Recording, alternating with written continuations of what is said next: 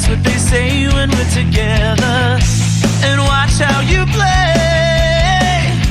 They don't understand. And so we're running just as fast as we can, holding on to one another's hand, trying to get away into the night. And then you put your arms around me and we tumble to the ground. And then you say, I think we're alone now. There doesn't seem to be anyone around. I think we're alone now. The beating of our hearts is the only sound. Look at the way we gotta hide what we're doing. 'Cause what would they say if they ever knew? And so we're running just as fast as we can, holding on to one another's hand, trying to get away into the night. And then you put your arms around me and we tumble to the ground. And then you say, I think we're alone now. There doesn't seem to be anyone around. I think we're alone now. The beating of our hearts is the only sound. I think we're alone now. There doesn't seem to be anyone around. I think we're alone now. The beating of our hearts is the only sound. I think we're alone now. Doesn't seem to be anyone around. I think we're alone now. The beating of our hearts is the only sound. I think we're alone now. Doesn't seem to be anyone around. I think we're alone now. The beating of our hearts is the only sound. I think we're alone now. Doesn't seem to be anyone around. I think we're alone now. The beating of our hearts is the only sound. I think we're alone now. Doesn't seem to be anyone around. I think we're alone now. The beating of our hearts is the only sound. I think we're alone now.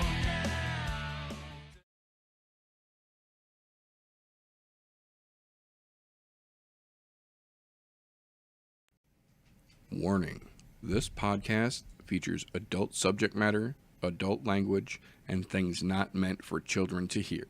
Viewer discretion is advised. You've been warned. We could be. We appear to be.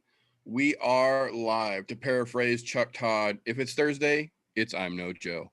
Welcome, ladies and gentlemen, boys and girls, children of appropriate ages, to the latest episode of the I'm No Joe podcast, the show where every armchair quarterback can feel like an Eddie Bravo.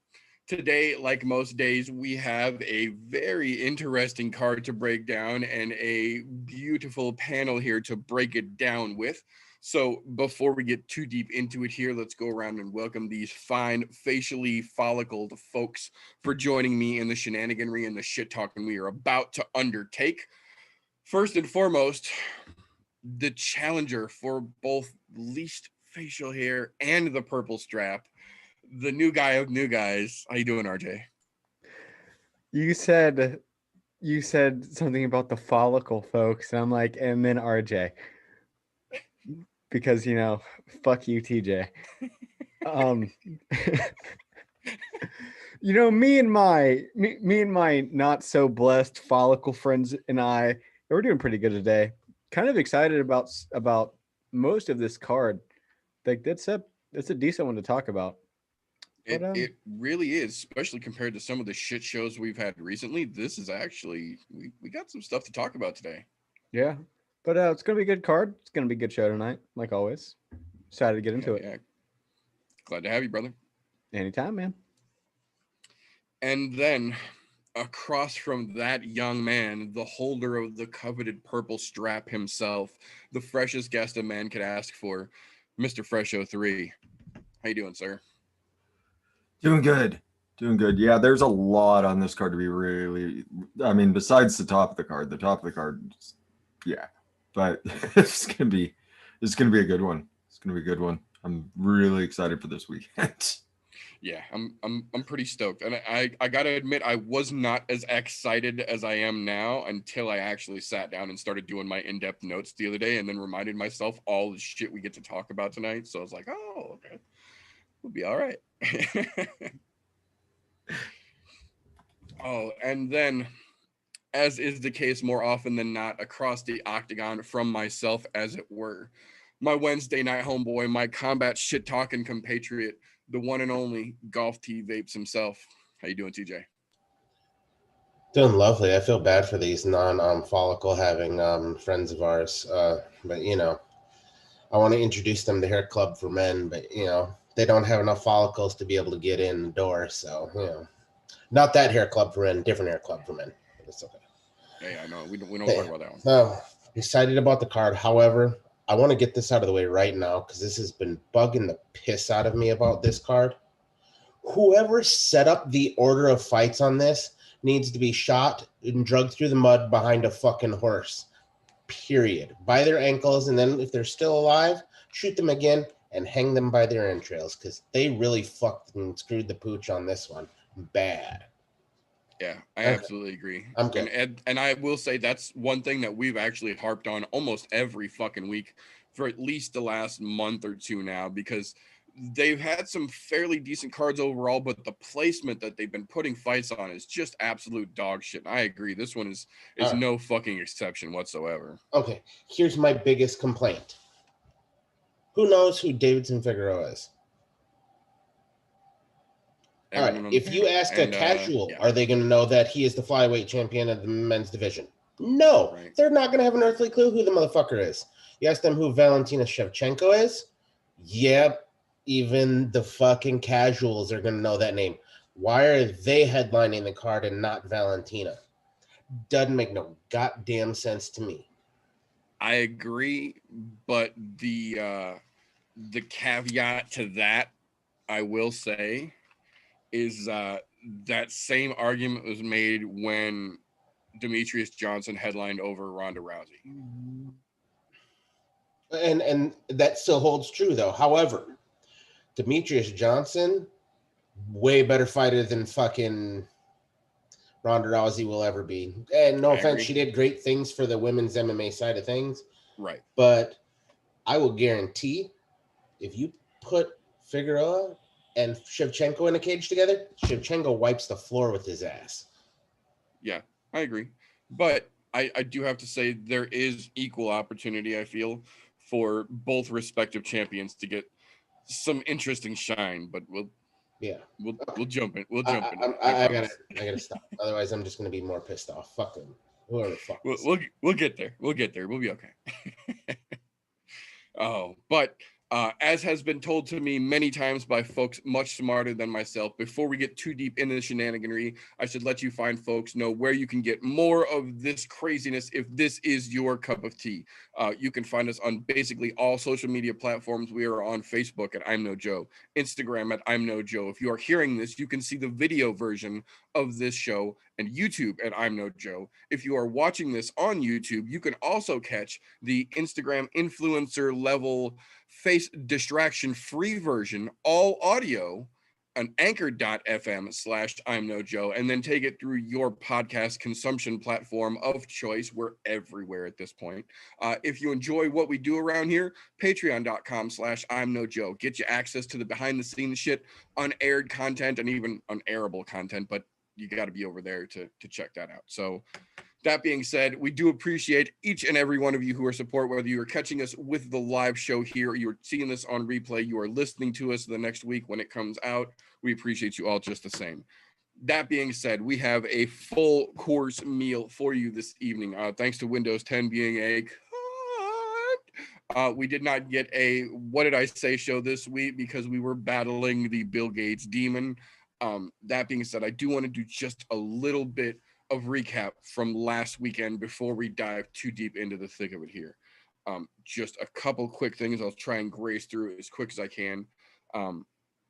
First and foremost, fuck Dante Miles. That motherfucker got 6 warnings, not 1, 2, 3, 4, 5, no, 6 fucking warnings for keeping his fucking fingers closed or fucking down when he was forward, and almost poked that motherfucker in the eye so many goddamn times, even without getting warnings for it. That fight was so fucking infuriating to watch. I will say, Roku definitely got some dad bod respect put on his name at the end of the match, but fuck Dante Miles for taking that many fucking warnings and still keeping up with the bullshit. That was fucking infuriating to watch.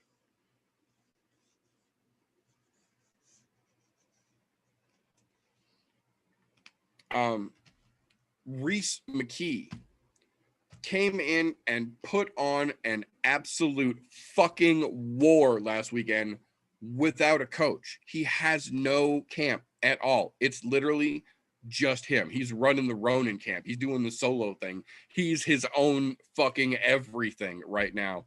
And dude came in looking like an absolute fucking savage and had a granite fucking chin to boot. That motherfucker getting on the right path is going to be dangerous in the future. He might look like Skeletor now, but get him a little direction and a nutritionist. Get that boy some sandwiches and some training pads. I'm telling you right now, that kid's got the shine. You just got to get him in the right fucking place to polish that motherfucker up. Watch that young man. Mouthpiece Gate, hashtag Mouthpiece Gate. Look into it if you did not watch the event last weekend. Fucking ridiculousness. That's all I'm gonna say about that. I will give credit where credit is due here. Kay Hansen versus Cory Mckenna was a lot better of a fight than I anticipated it being. Cory Mckenna is game as fuck. I will give her that. A little sloppy and a little unrefined at times, absolutely. But that's kind of what we expected coming from a Contender Series fucking soup can. So, but she definitely did not fucking give in, and Kay Hansen was giving her the motherfucking business throughout that fucking fight. There was some fucking beautiful exchanges by both ladies. There was some fucking creative rolling and some very fucking technical movement by both of those fucking ladies. So hats off to both of them. But I, much like the commentators and most people who I think watched that fight, thought that Kay Hansen did enough to fucking take that. But, you know, once again, we were back in Vegas and Sal D'Amato was filling out cards. So you had to expect that there was a chance for some fuckery to be afoot. And to the surprise of no one, they gave the fight to Mckenna. So I don't feel like Kay Hansen really lost anything in that match. If anything, people that watch that fucking fight know how gritty and tough the fuck she is. Again, props to Mckenna, but she didn't win that fucking fight. She definitely showed that she's a tough cookie. Absolutely has a fucking good chance to start making a standout in that division in the future, but she didn't take that W. Come on, boys and girls. Now, on the other hand, holy fucking shit. I understand that it was short notice, that it was turnaround, that it was catchweight, but Sean fucking Strickland, boys and girls, god damn. 2 weeks fucking turnaround, looked spectacular in both fucking fights. Kamzat who? This catchweight was 195. We're not talking a welterweight and then a fucking middleweight fight. This was a fucking 195 catchweight fight. So he's got a little more beef to his fucking bones.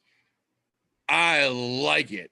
I fucking like it. His fucking no wind-up punches were just unfucking stoppable. He wasn't throwing from the shoulder. He was throwing from the elbow. He was fucking rope-a-doping without any wind-up and just fucking smothering with fucking punches and beautiful combinations, timing, stepping off when he was putting his fucking counters in. He looked absolutely sensational, and I genuinely hope we get to see Sean Strickland one more time before 2020 is out, because god damn is that young man trying to take the UFC by fucking storm, and I'm on board.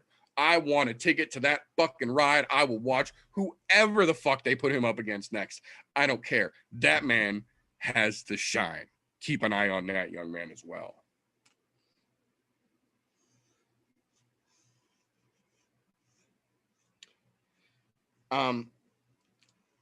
Again, credit where credit is due here. We got basically exactly what we expected in the Battle of the Blonde Gals. It was not terribly technical. It was not terribly exciting. They were blonde and they went to a decision. That's kind of exactly what we expected that fight to be. I will say, she looked a lot more like Skeletor than I remember her being in the last fight. Miranda Granger is kind of like, I get that, like, I have a mirror, so I understand, but I'm telling you, that gal was looking fucking rough last weekend, okay? And that was not just weight cut. That gal is looking rough. Eesh. I hope they get everything straightened out and they can both get back on the right path, but that was kind of exactly what we thought it was going to be. It was nothing fucking exciting, and it was nothing to fucking, worry about missing. That being said, one thing you did not want to miss in that co-main, quite literally, blink and you miss it. Probably the moment could best be described as if you pizza when you're supposed to French fry, not gonna have a good time. Holy shit. I said then and I stand by now, I am still not the biggest Chaos Williams fan in the world, but I will be damned if that man did not put the money right on the motherfucking button and just end the fucking show. Bravo, sir. Bravo. That Couldn't was have no fucking, nicer guy. Fuck him. I was so fucking pleased to see that fight end exactly how it did. Honestly, I would have enjoyed seeing a little more beatdown happen, but I'm not going to complain given the results that we got. I was absolutely okay with it, but holy shit. I will say this. I do not think that alone should jump Chaos Williams right up against some top 10 ranked opponent. Let's not put our horse before the cart just yet. I believe that was a spectacularly timed and placed fucking shot that absolutely ended that match with authority. But let's not get crazy yet. Let's not get crazy yet. We've already got enough people who have a jetpack strapped to them trying to fly up the fucking ladder in multiple divisions with Dana's fucking string being fucking wound ahead of them. Let's not get crazy yet, okay? Say for me, most exciting outcome of every fight all night was that fight. Although there was one little bit of me that was a little upset in the way that fight played out. And that was that the referee was on top of his game and stopped it so goddamn soon, and that piece of shit didn't get more. That's what I said. Personally, I would have been okay with him taking a couple of good, Jorge Masvidal for good measure shots. But, given the result that we got in the end, I'm okay with it overall. Yeah, it is what it is. But I'm glad that motherfucker went to nighty night and stiffed up and had a couple of convulsions there. It was fantastic to watch that. I don't generally wish ill on fighters, but that kind of fighter, I definitely wish ill on. And to be honest, one of the few exceptions will allow. Yeah, it's one of those ones where you're going, if he has permanent brain damage and can't fight again, no love lost there. Yeah, it won't really hurt the overall. Anything, I think it cleans up the image of the UFC. Right. But that turd sandwich being flushed aside, excuse me. First and foremost, whether you saw the whole fight or you've just seen the highlight reel, by this point, most people who follow this show and who follow the sport in the world have seen some form of how the main event last weekend ended. regardless of anything else that can and will be said about that fight, props to Paul fucking Felder. On 5 days' notice, coming in at 182 pounds, he showed up Saturday night at 154.5 and went 5 solid fucking rounds with prime looking Rafael dos Anjos. Never withered, never weltered, never gave a fucking inch, was in it every second of the fucking fight, given every goddamn thing he had. And when it was over, they both had to take a second and catch their fucking breath on their knees on the goddamn canvas.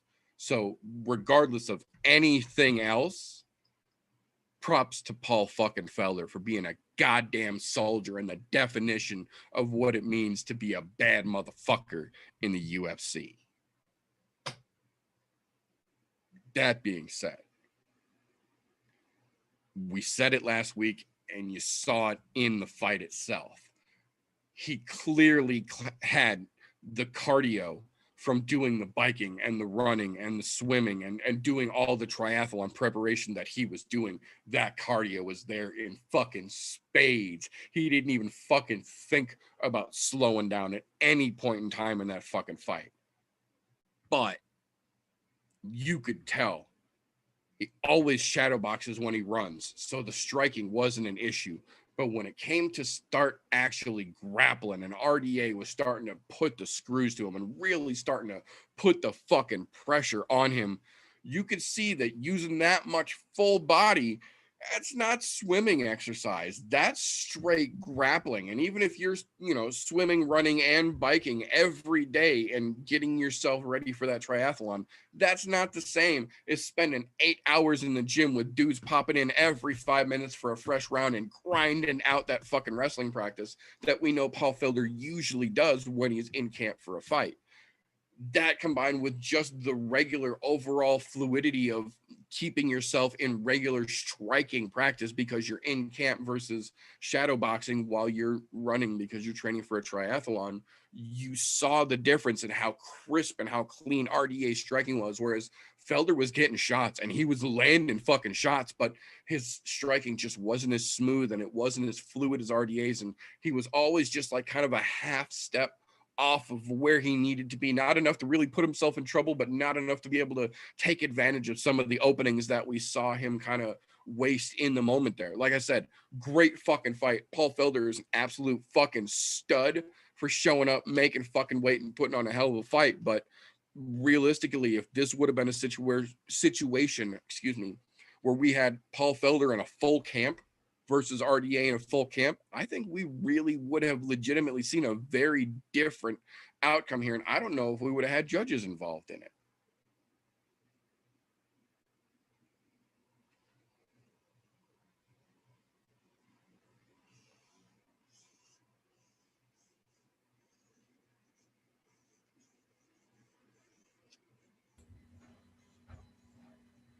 Sorry, you'll hear a little thumping in the background. This one always kind of felt like it was going to decision to me. I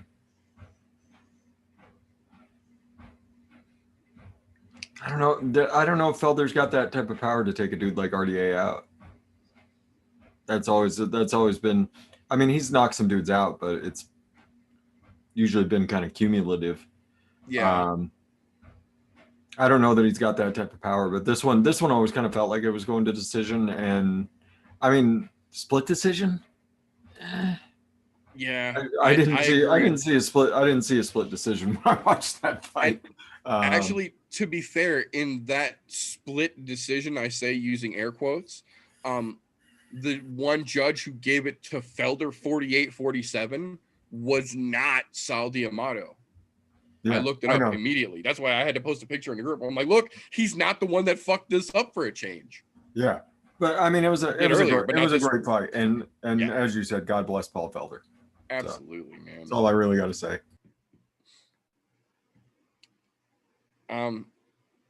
Fight of the night, obviously, Felder RDA. Both of those men absolutely earned that fucking 50G bonus. Performance of the night, Sean fucking Strickland with that fucking beauty, just fucking chef's kiss of a fucking finish. And then Chaos Williams for having his way and doing what all the rest of us really wanted to fucking do. So those men, all four, absolutely earned themselves a $50,000 bonus. Can we start calling Chaos Williams social justice?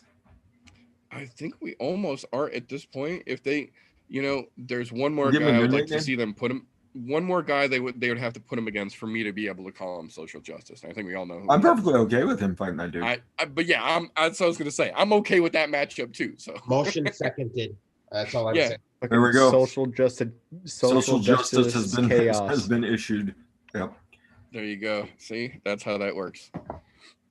One last thing before we move on and talk about some news and some fight announcements here. I am very happy, also very disappointed that we are at a point from last weekend's card where no less than a half a dozen times during the broadcast were both commentators on the bench or at the desk rather, and down on the floor mentioning or citing, if you will, Israel Adesanya's call to Dana White for more of a purse being taken away from fighters who miss weight. 20%, 30% is not enough.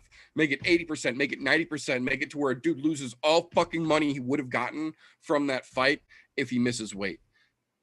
We had 3 fights in 72 hours pulled from last Saturday's card. One of them, again, pulled day of. All 3 from fucking weight cutting issues, directly from weight cutting issues. One ended up getting hospitalized because of it. From weight cutting fucking issues. This isn't something, it's not a thing that we should have to say every fucking week. Look how much this guy missed by. Look how many people fucking missed by. Look at that. This guy had to get fucking hospitalized because he missed weight for a fight that he easily would have won if he made weight. If he walked around in his natural weight, and this wouldn't have been an issue for either one of them, it would have probably even been a better fight. But here we are again, having to talk about professional fighters missing weight and then ending up hospitalized or getting all of their fucking fight money lost because they can't even go out and put on the fucking match because of fucking weight cutting. Again, the fact that they kept citing Izzy specifically asking for fighters to lose more money and then referencing the 3 fights that we lost from that card during that fucking card shows that fucking purse needs to be up, that it's not just Israel Adesanya that feels that way. Other fucking fighters, the commentators at this point are starting to be vocal about this. It's not just guys like us who get angry as fuck watching fights get pulled from a card because somebody missed weight.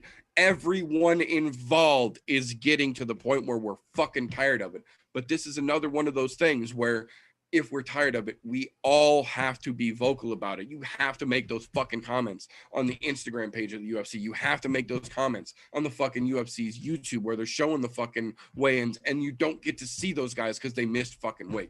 They have to be understood that this is something that no one wants to fucking see. Creating 2 more weight classes would solve half the fucking problem. Using hydration tests would solve half the fucking problem. There are multiple different solutions that would fix this fucking issue. But if Dana doesn't think it's a problem, he's never going to do anything. We have seen that the only way to get Dana to move on anything is when everyone gets in his fucking grill about it and gets repetitive about it. So if that's the fucking case, so fucking be it. Time to start getting loud. Dana White's got an Instagram. Dana White's got a Facebook. Dana White's got a fucking YouTube series.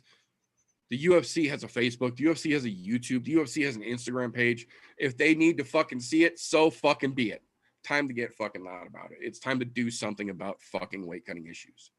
I don't like this as a fan. I like this even less as an analyst, as a fucking journalist of this sport. Just as a human fucking being, I don't like seeing this fucking bullshit when there's an easy solution to fix it. So, fuck it.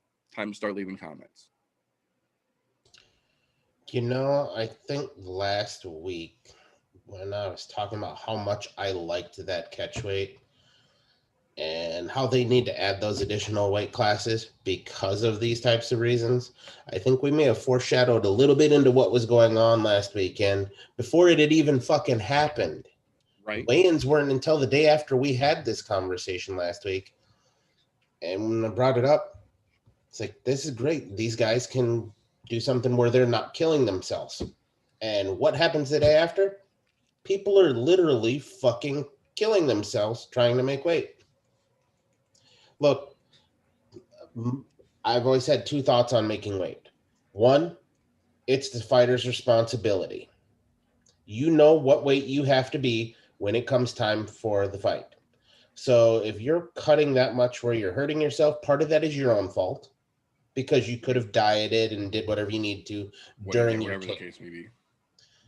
The other side of that, though, I don't know how long some of those guys actually had notification of those fights. So did they get 30 days? Did they get a full 8 weeks? Did they get it on 2 weeks notice? Did they get it on fucking 5-day Paul Felder notice?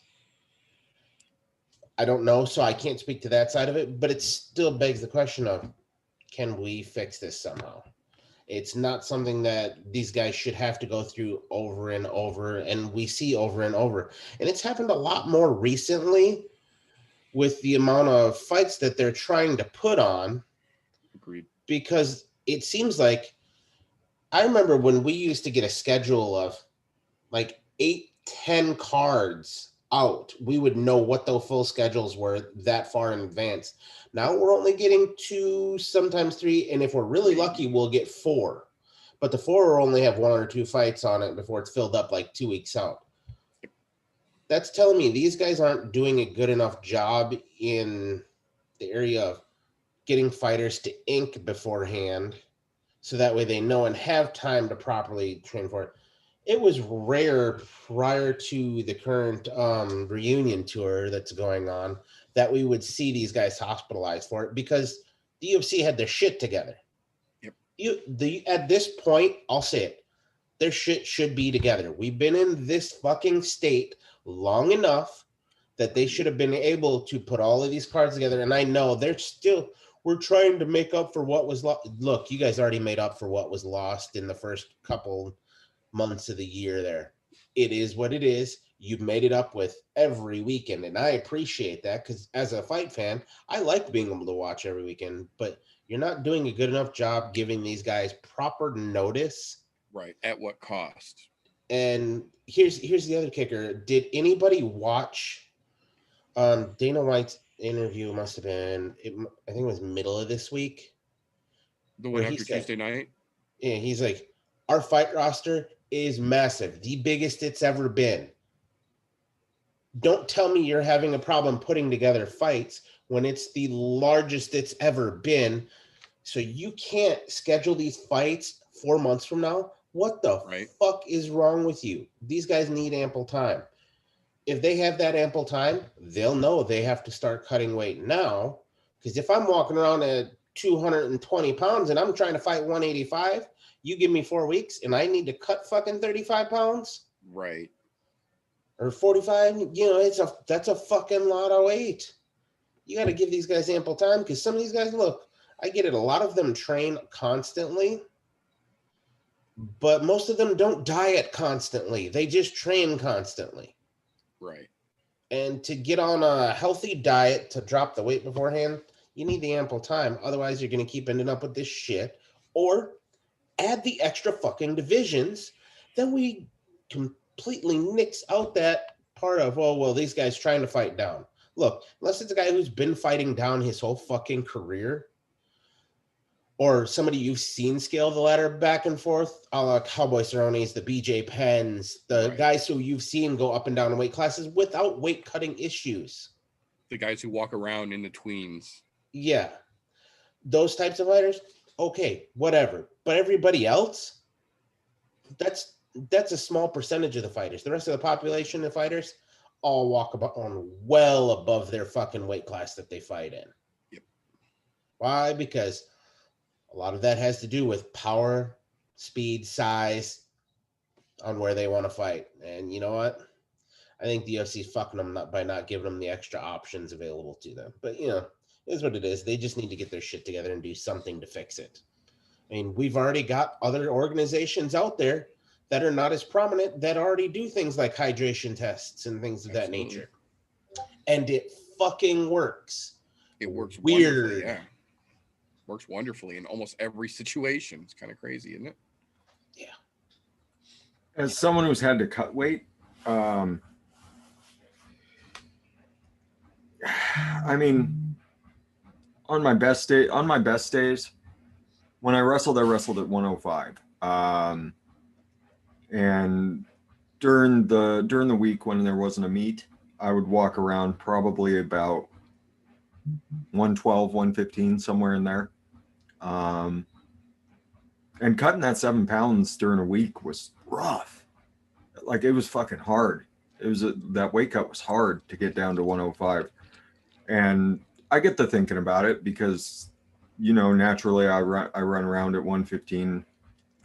I'm carrying around 115 strength versus someone who might be just naturally 105. I get the thought process behind it. But I mean, knowing how hard it was to lose 7 pounds, imagine losing in 35 pounds, 25 pounds in a couple weeks to make a fight that Dana White called you about. Like, it's tough. It's tough. I get it. I mean, I talk about it all the time. You're a professional fucking fighter. You have one job: make weight, show up for the fucking fight. Right. That's your job. Don't smoke weed the day of your fight. Right. And if you do those things, you'll get paid. And that's how a lot of these guys are professional fucking fighters, and they think, you know, all I have to do is make this weight. All I have to do is make this weight. After that, I'll be fine. I can eat. I can drink that. I can drink after that. You know, I can keep cutting this water weight, and eventually you run out of water weight, guys, and you start cutting things that are way worse, and you start burning through muscle, and you start burning through, tissue, and it's bad juju. And you guys are absolutely right. I mean, there needs to be a couple more weight classes. There needs to be some hydration testing on these guys, making sure that they're doing this in a healthy way. Because this rapid weight loss, up and down, that takes a toll on the body. That takes a huge toll on the body. It shortens careers. We've seen guys walk away from the sport who were, in their mid-30s. Just because their body couldn't take it anymore. And theoretically, the way we've seen it, they've got 10 years worth of fights left in them, Easily missed them.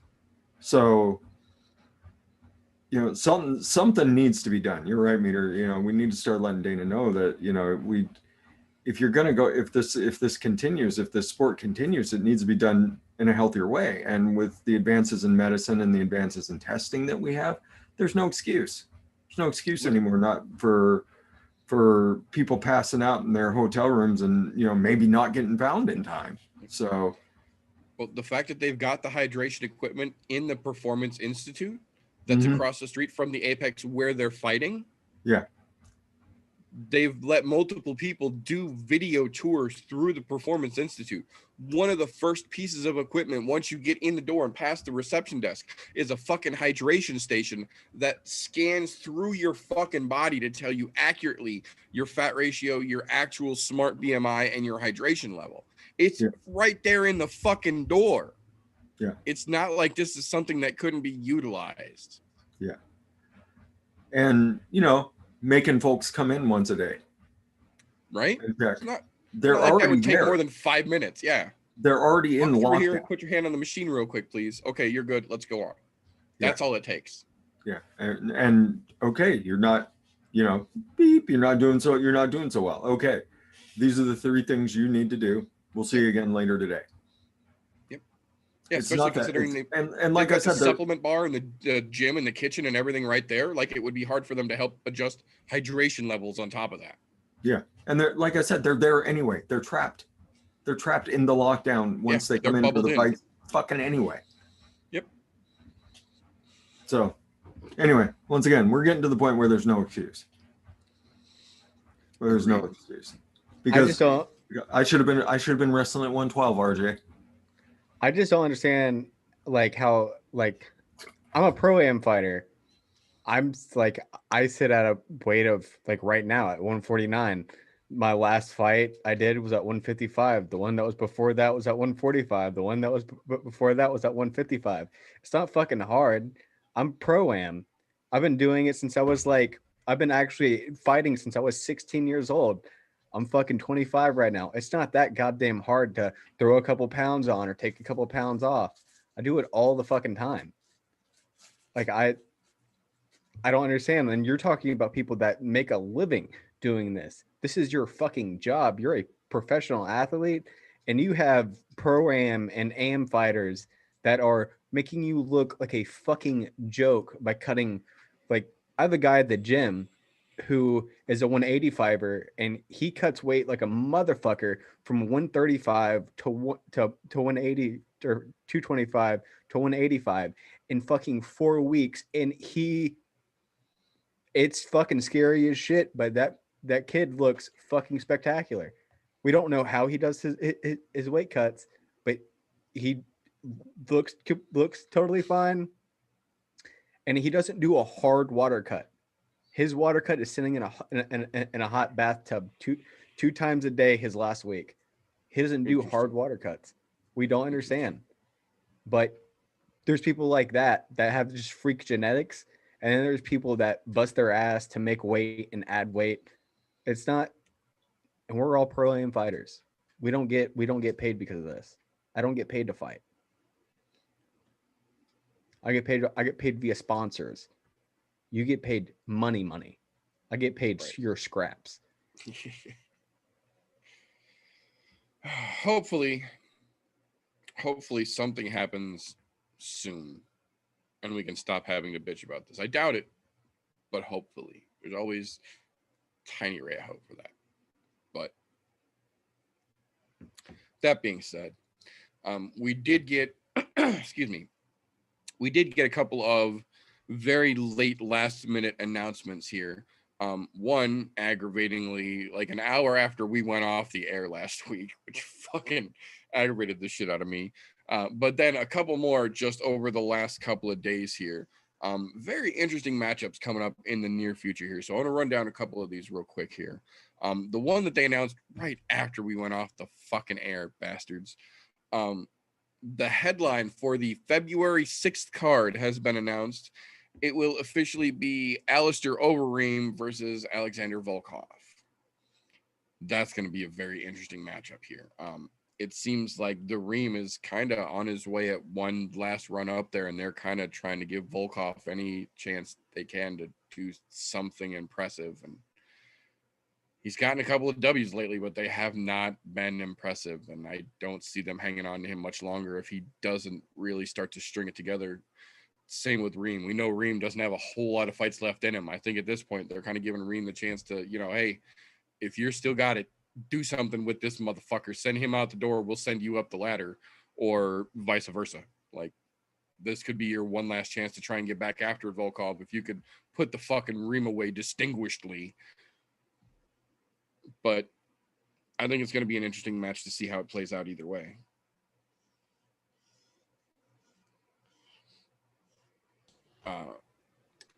December 5th, Merab back in it again. Merab Valishvili stepping in against Barcelos, who we just saw look fucking spectacular 2 weeks ago.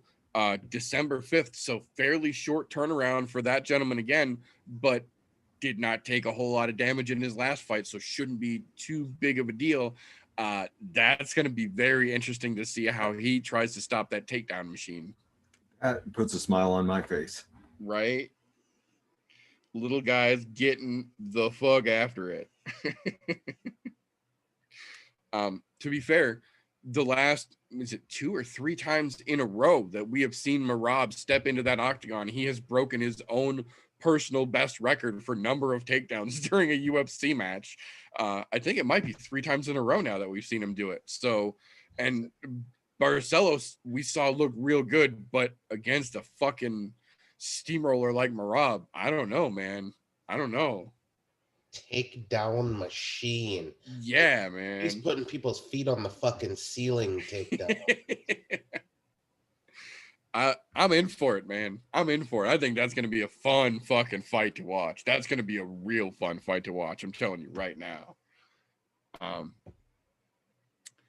One that I'm interested to see for a couple of different reasons, and we'll talk a lot more about it as it gets closer, I promise you. But I was interested to see the announcement. As of right now, they're calling it the most likely to be the headline fight for the March 6th card, Thiago Santos versus Alexander Rakic. That has got strong implications in that division, either way that fight shakes loose. I'm honestly, right now, I'm not really sure which way I would lean this far out from it. I don't know. I feel like that's another one where they're like, all right, boys, somebody's going to shit and get off the pot, and the other person is going to shine. Like, I just don't know about that match. I really don't. I kind of feel like they're trying to take all the wind out of Santos's sails at this point. And I feel like one fight back on the new knee shouldn't take that much wind out of his sail. He didn't get finished. He didn't get fucking laid out. I feel like the UFC is kind of doing him a little dirty with this fight, and I like Rakic, I really do, but I feel like the UFC is doing Santos a little dirty with this. We'll see though. We'll see when we get a little. I mean, theoretically, he should be able to handle this fight, but after the way he's looked the last couple fights, right? Theoretically, it's all out the window.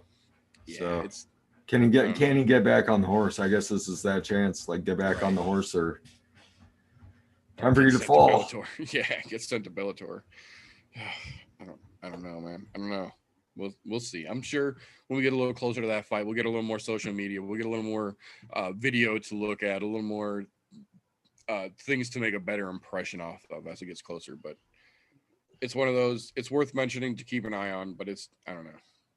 No, I don't think they're doing him dirty, to be quite honest. He got worked his last fight badly, man. And look, Rakic, he's on a fucking tear. So that's a scary dude to have to fight. Look, Santos is still not a stick in the mud. Like I said before, that last fight that he had, I don't think he was fully recovered with the knee.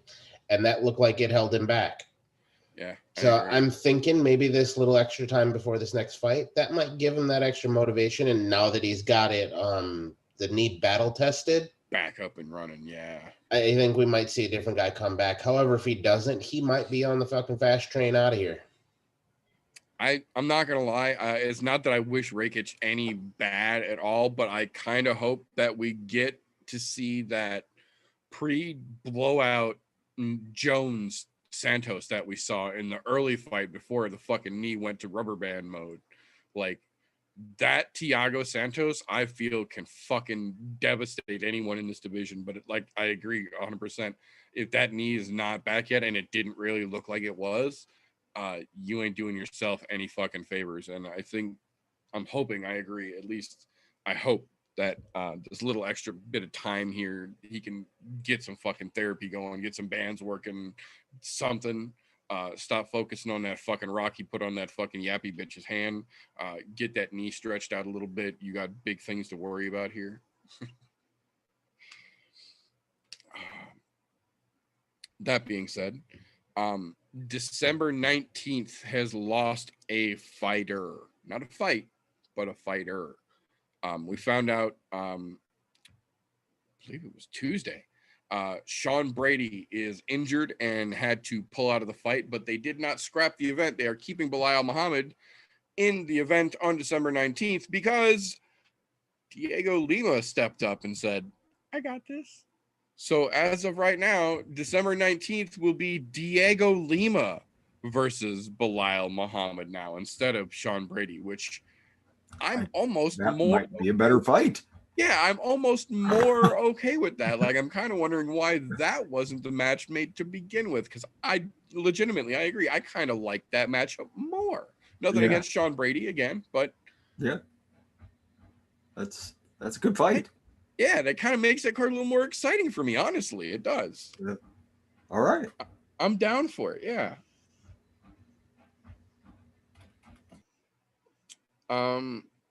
We also yesterday got confirmation, and it had been a rumor. We did get the official confirmation yesterday, though. January 16th officially now has its inked, signed, sealed, delivered main event announced. Max Blessed Holloway returns to the octagon against Calvin Kattar. This fight has actually been contracted out twice before and never actually came together. It's together. It's inked. It's official. It's the main event for the January 16th card right now. That kind of, I can't really words about that fight. Be entertaining. It's absolutely, it's going to be two spectacular boxers. Yeah. And I think there is going to be a fucking spectacular boxing match between the two of them because they both are that Queensberry style fucking stand and bang. You want to go, we'll stand right here and go till somebody falls kind of boxer. They both have great tools outside of that, but they are both very much that Queensberry style boxer heavy. Oh, you know, you know what's going to happen. It's going to turn into the best BJJ match we've had all year. Jiu-jitsu match. Yeah. That's, it's going to be all on the mat. All on the mat. I wouldn't be all mad at working that either. holds, and it's going to be fucking. It's going to be great BJJ, everybody. Yeah, I'm honestly not mad either way because boxing, I think the two of them boxing in an MMA match will be entertaining as shit as well. But then to see the two of them potentially turn that into a grappling / BJJ match in an octagon, yeah, I'm down for that as well. We know that Max has got that Gracie Jiu-Jitsu in his back pocket. We know that Calvin is no fucking slouch. We have seen him put several people in very bad fucking positions several different times. So I think either way that fight goes, that's going to be very entertaining at the very least. I'm kind of cool with that. I mean, they're obviously not in a hurry to make Alex Max 3 anytime soon. So we got to get something in the meanwhile. And I think if they're going to do Ortega versus Alex, which they said that that's what they're going to do next, I'm okay with Max versus Kattar for next in line, which is how I believe this is setting up to be. I think it'd be cool. I mean, that's a great fight. So yeah. I mean, I will not complain with that. I will not complain about that fight ever.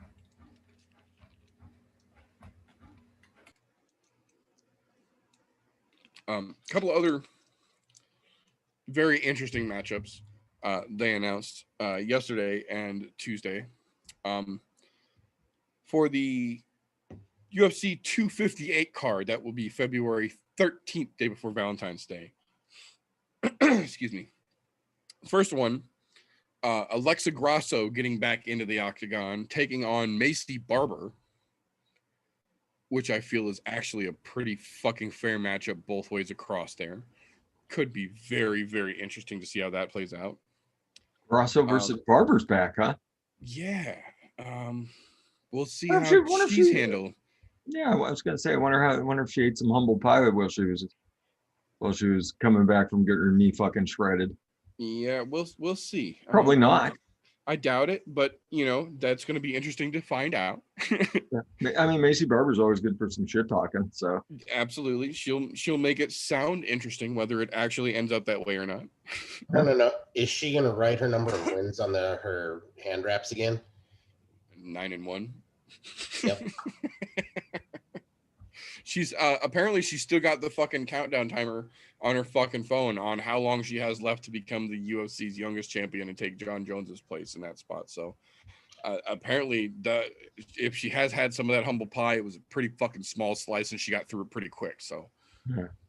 I mean, she may as well turn that fucking timer off, kid. I agree. Work on your game and just get there one day at a time. I mean, she was busting people up till she ran into the happy fighter. So, to be fair, they weren't really throwing her a whole lot of high level competition at that point yet either. They were kind of competing her record a little bit. They're like, oh shit, it's a cute girl. She can fight. All right, let's put her on the fast track. Right. Yeah, I mean, to be fair, I mean, a lot of people have lost to the happy fighter, so I don't know that they'll I don't know that getting your ass handed to you by a librarian at this point is anything to stop Dana White. So This is true. Side note, you know who didn't get their ass beat by the Happy Warrior? Danielle Kelly in Submission Hunters, Sub Pro 13. Toe hook tapped the Happy Warrior. What? Go watch that replay if you haven't, boys and girls. Oh shit, yeah. It was actually really good. So. It was fucking spectacular. That Danielle Kelly is fucking amazing, man. I enjoyed very much when she got Calvillo. I almost enjoyed it more the way that she got fucking the Happy Warrior in her fucking world, with both of them having time to train and prepare for it and shit talk back and forth. Like, it was fucking great. It was impressive.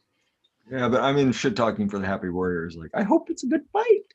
She posted 3 or 4 different pictures of her, like, as the angry unicorn coming to take Danielle down, like in a unicorn, like fucking no-gi. Like, it was weird. It was definitely It's like just so funny. Roxanne shit talking. Yeah.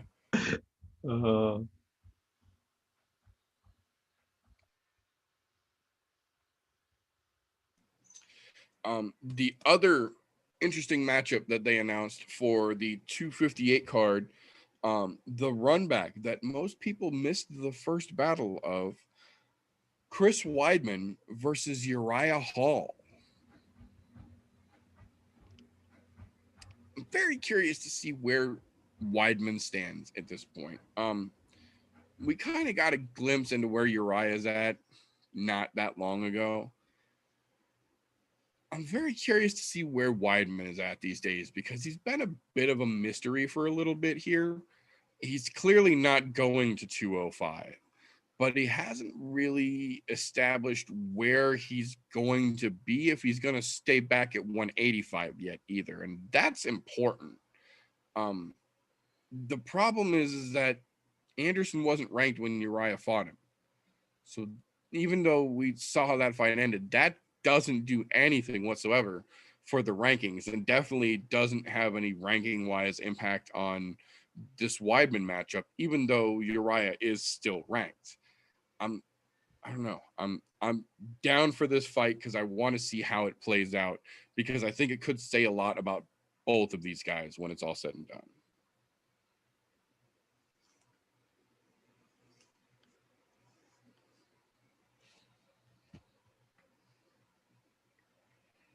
And to be fair, Gusmar has not necessarily been a letdown. He just hasn't had the best of runs, shall we say.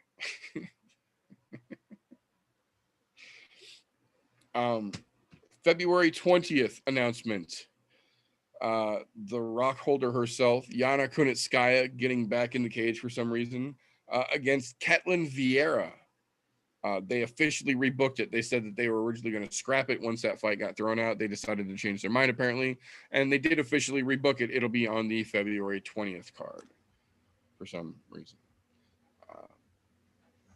Yeah, yet another match that I don't know that any of us were looking for a rebook, but yeah, no, I think I was more happy when they announced they weren't gonna rebook it. I'm kind of surprised they actually did, but you know, it's gonna be a thing.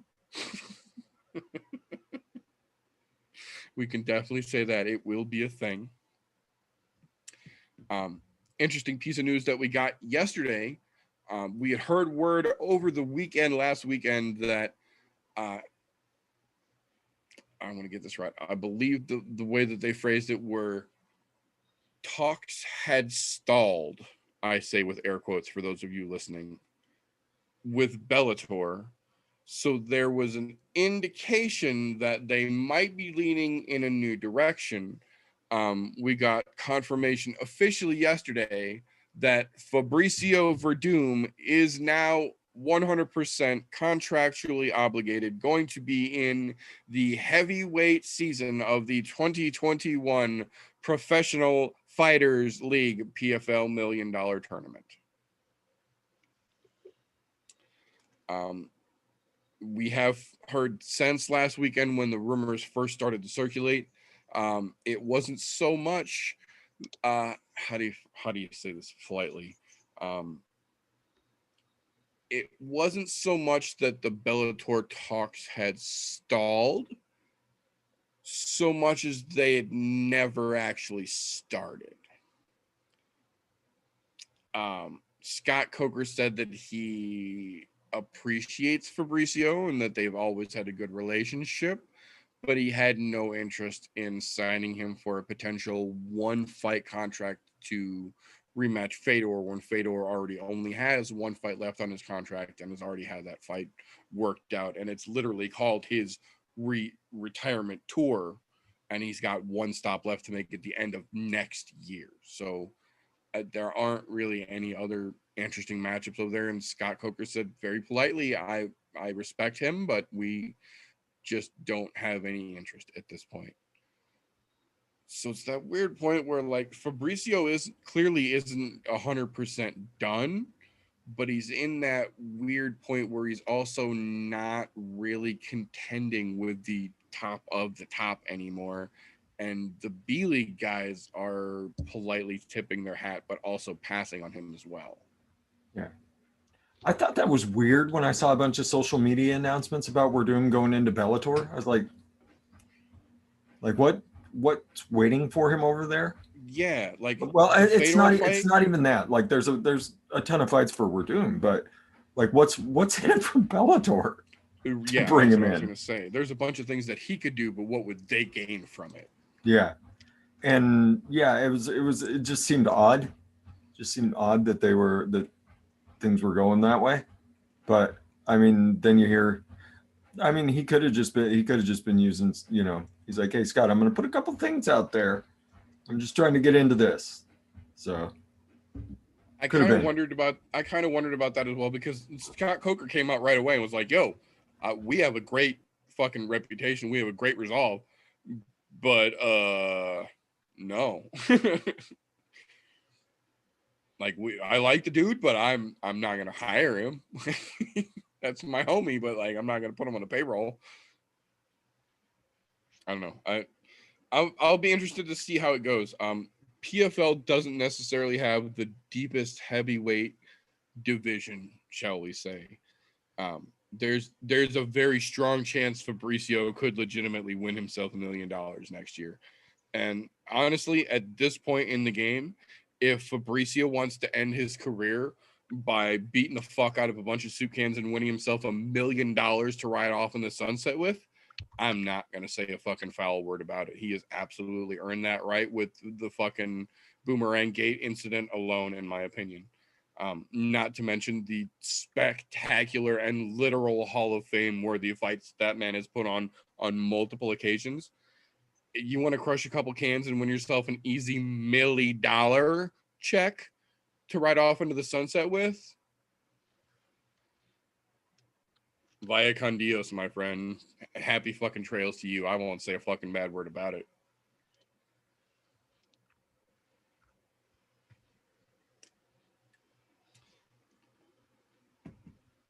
Yesterday, we got the announcement officially confirming Tora MMA, one of the newer up-and-coming organizations that we had talked about several times, had picked up several very interesting fighters to put on several very interesting shows, has officially canceled all shows for the rest of 2020. They had 3 more events planned. All 3 of them have officially been scrapped. There was one potential they were working on to try and fill out the year that has officially been canceled as well. They have had probably the most devastated ranks of fighters from Backstreet Boys tickets out of any organization this year. I don't want to point fingers, but I'm kind of inclined to believe it's because they haven't been using the bubble system, which everyone else has and has had success with. They literally have just been in the, well, everybody just stay in the same hotel, we'll be okay. And it don't work like that. So they have officially scrapped their entire 2020 calendar year. We'll see how 2021 brings those gentlemen back around.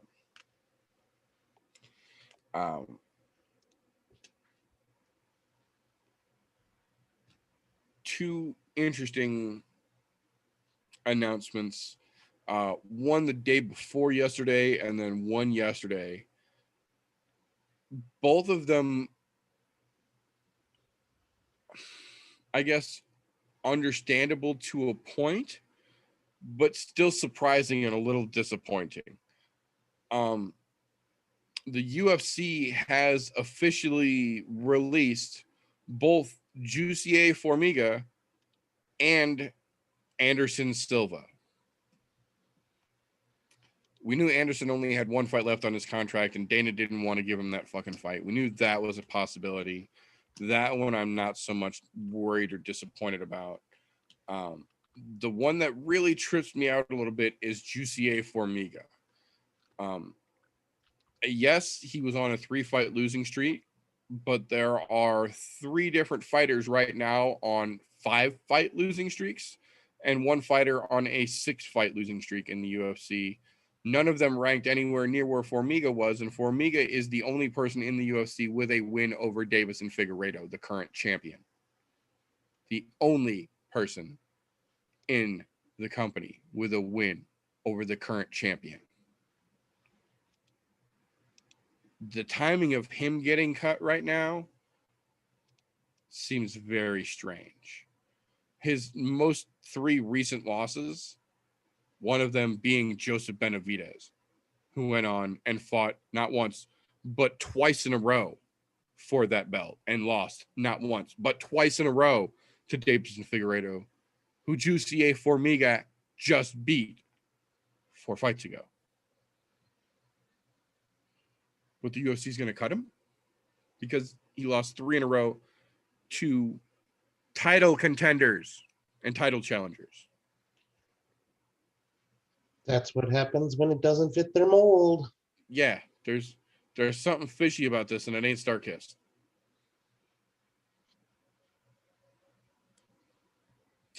I guess the silver lining to that is that we knew there was a possibility Anderson getting released. Dana had already said he's never going to give him another fight, but he wouldn't stop him per se. So we got a hint, a wink, wink, nod, nod that Dana was preparing to release Anderson from his 1 fight left on his contract. I'm not mad at that. If Anderson decides he wants to go do an exhibition match somewhere, he should absolutely be allowed to at this point. Again, the man is a literal fucking legend. If he wants to go do something easy, crush a fucking can, get a nice fucking paycheck on his way out the door, let that motherfucker. He earned that. But the Formiga release sits a little weird to me. I know somebody is going to snatch him up. Either he's going to go over with Sergio Pettis and start fucking up Bellator dudes, or he's going to go over to one where it's not as much of an issue that he doesn't speak English, and he's going to start fucking up some competition over there with DJ as well. Jussier will get picked up somewhere. It's why Dana and the UFC decided that now of all fucking times they were going to let him go. That really trips me out. It's really suspicious timing. When I saw Formiga getting released, I was just like, really? Right? It just kind of makes you like squint for a second. Like, what the fuck? Like, because they listed him as a title contender, like a perennial title contender, and it's true. It absolutely is. Yeah. Like, yeah, the dude has hung around the top for quite a while. I mean, yeah, I mean, you've taken a couple losses, but I mean, he's still a really spectacular fighter. So, yeah, seeing Formiga go is kind of bizarre. But, I mean, Dana doing what Dana does, shaping the fight picture to whatever image he wants it to. So, off we go. Yep. I had a feeling that was going to happen. Although it is weird that he's going to throw out a fighter like that when there's other fighters that go on 4, 5, 6 fight skid streaks that they never fucking drop, and that people don't want around, which is kind of strange. But you know, it is what it is. What are you going to do? You can only, I guess, grin and bear it and enjoy the show that's available to us. Meter steps away. There was one other piece of news that I don't know if he was going to cover, but I want to cover it because I thought it was pretty fucking interesting. It's from it'll be this weekend, November 21st. The Titan FC CEO Lex McMahon is going to try his hand at professional MMA. He's going to be fighting in the main event of Fighting Force 4. It's not something that a lot of people are going to see, but you're seeing actual MMA CEO get the balls to step in with another professional fighter.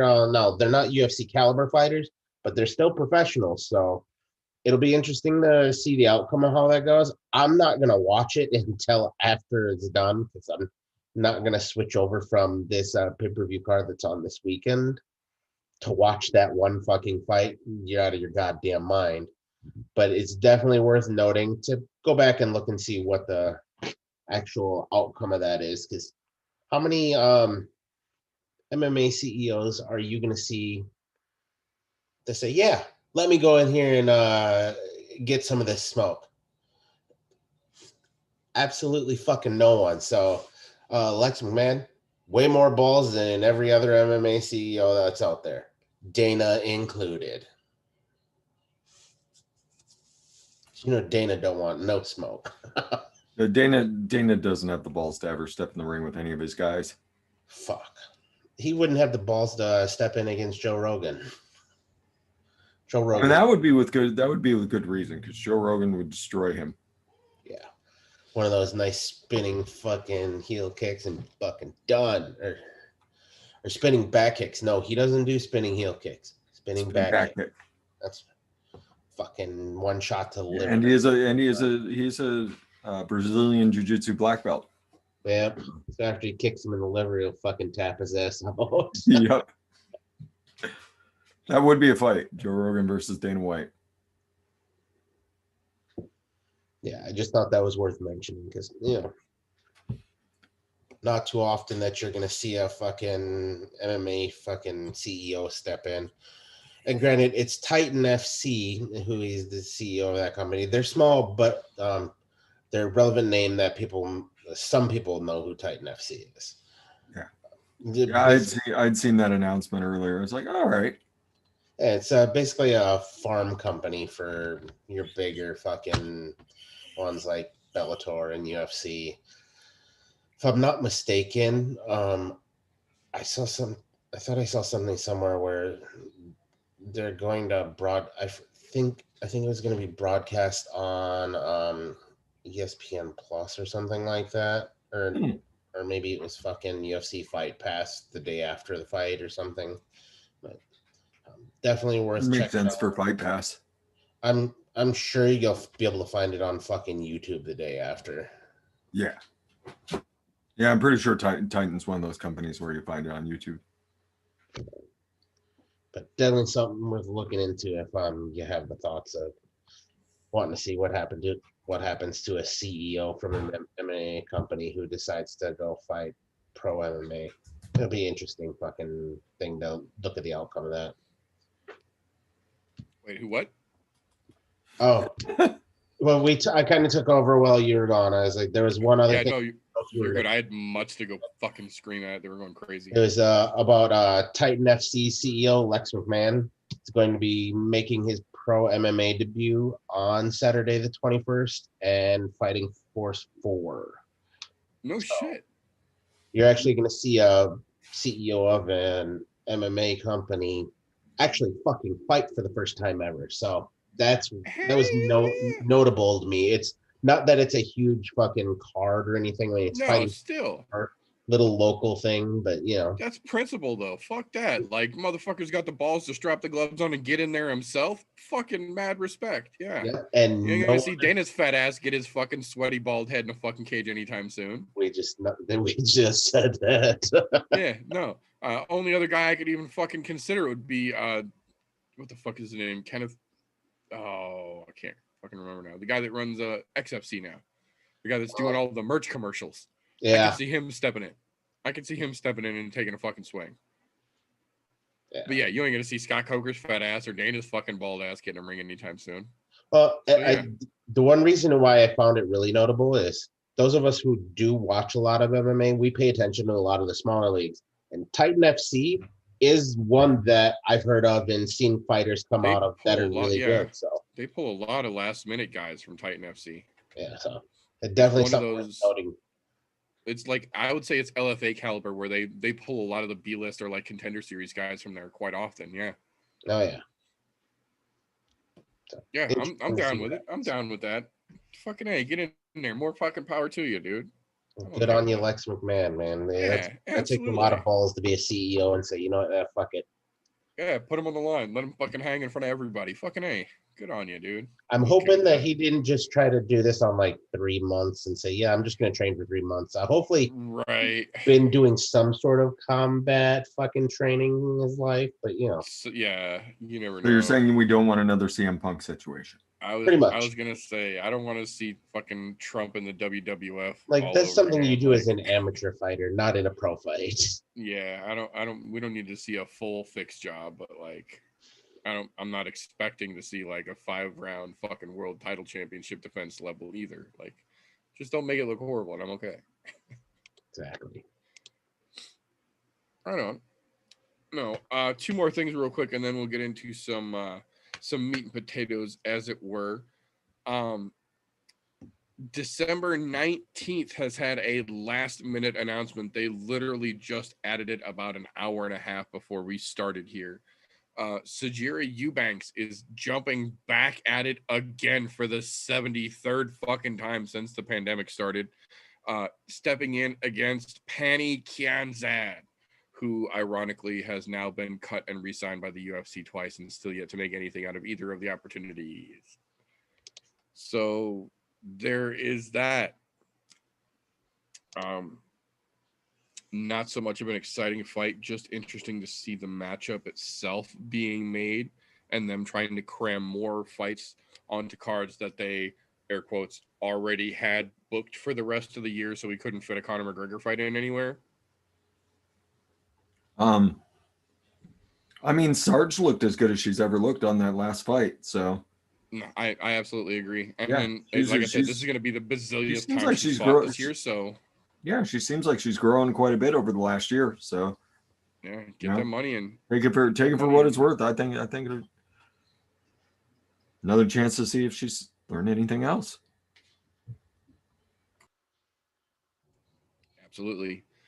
The one last thing I wanted to mention real quick before we get into it, we did get an announcement late last night, early this morning. I think it was 3:30 a.m. when the story broke.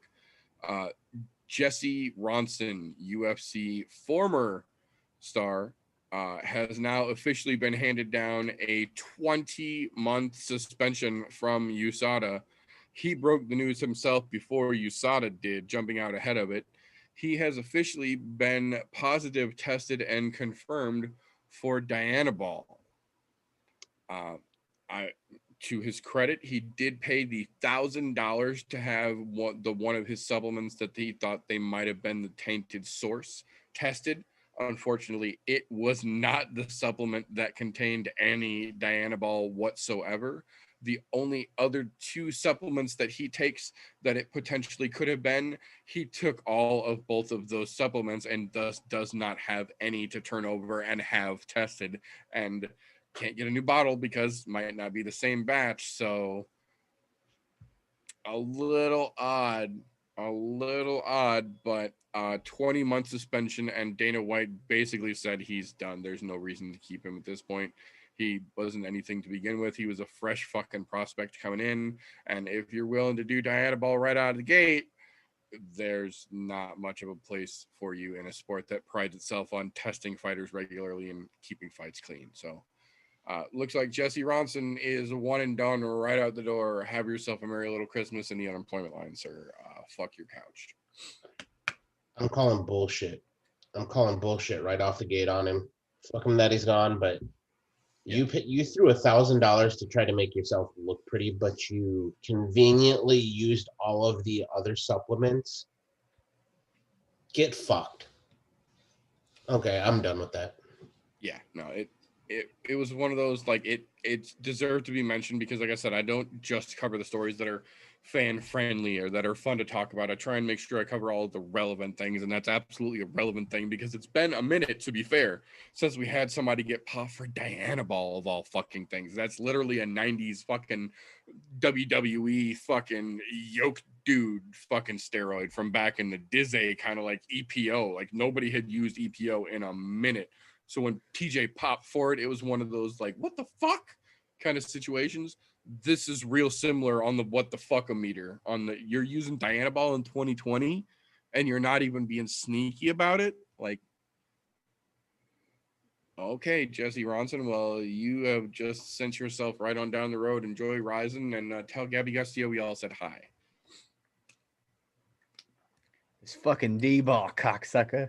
Hey, D-ball put hair in the fucking hairs on your balls, cocksucker. Hell yeah. Oh no, like it's been like there's a reason you don't hear about people using that shit anymore. That's like 80s handlebar mustache baseball player steroids kind of shit.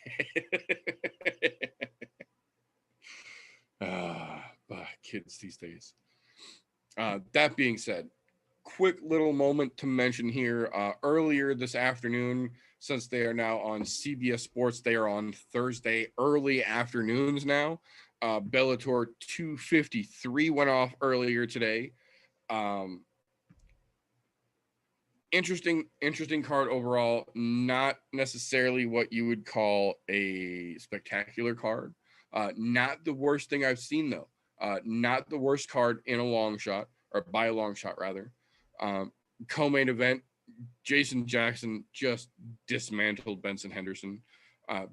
Henderson trying to make one last go of things at 170 because 55 clearly isn't for him anymore either.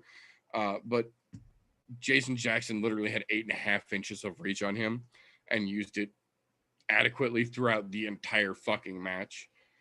Just kept Benson where he wanted him, when he wanted him, threw him around, threw him down, pieced him up the whole fucking thing. Jackson's just young enough. He didn't really have the experience to finish it. There were a couple of moments where he probably could have. It was very fucking close in a couple of different situations. But overall, he just handled Benson Henderson. Even at 170, he's starting to lose what little it factor, I say with air quotes, that he had. The gas tanks are running fucking low on talent at this point. Poor Hendo. And it's not that I have anything against him by any stretch of the imagination. It's not like I wish him harm by any means, but he's just, the talent pool is running dry in the Hendo machine at this point. It like I said, it is what it is, but there isn't much of what it is left to pull from. So I don't really think we're going to see him around much longer.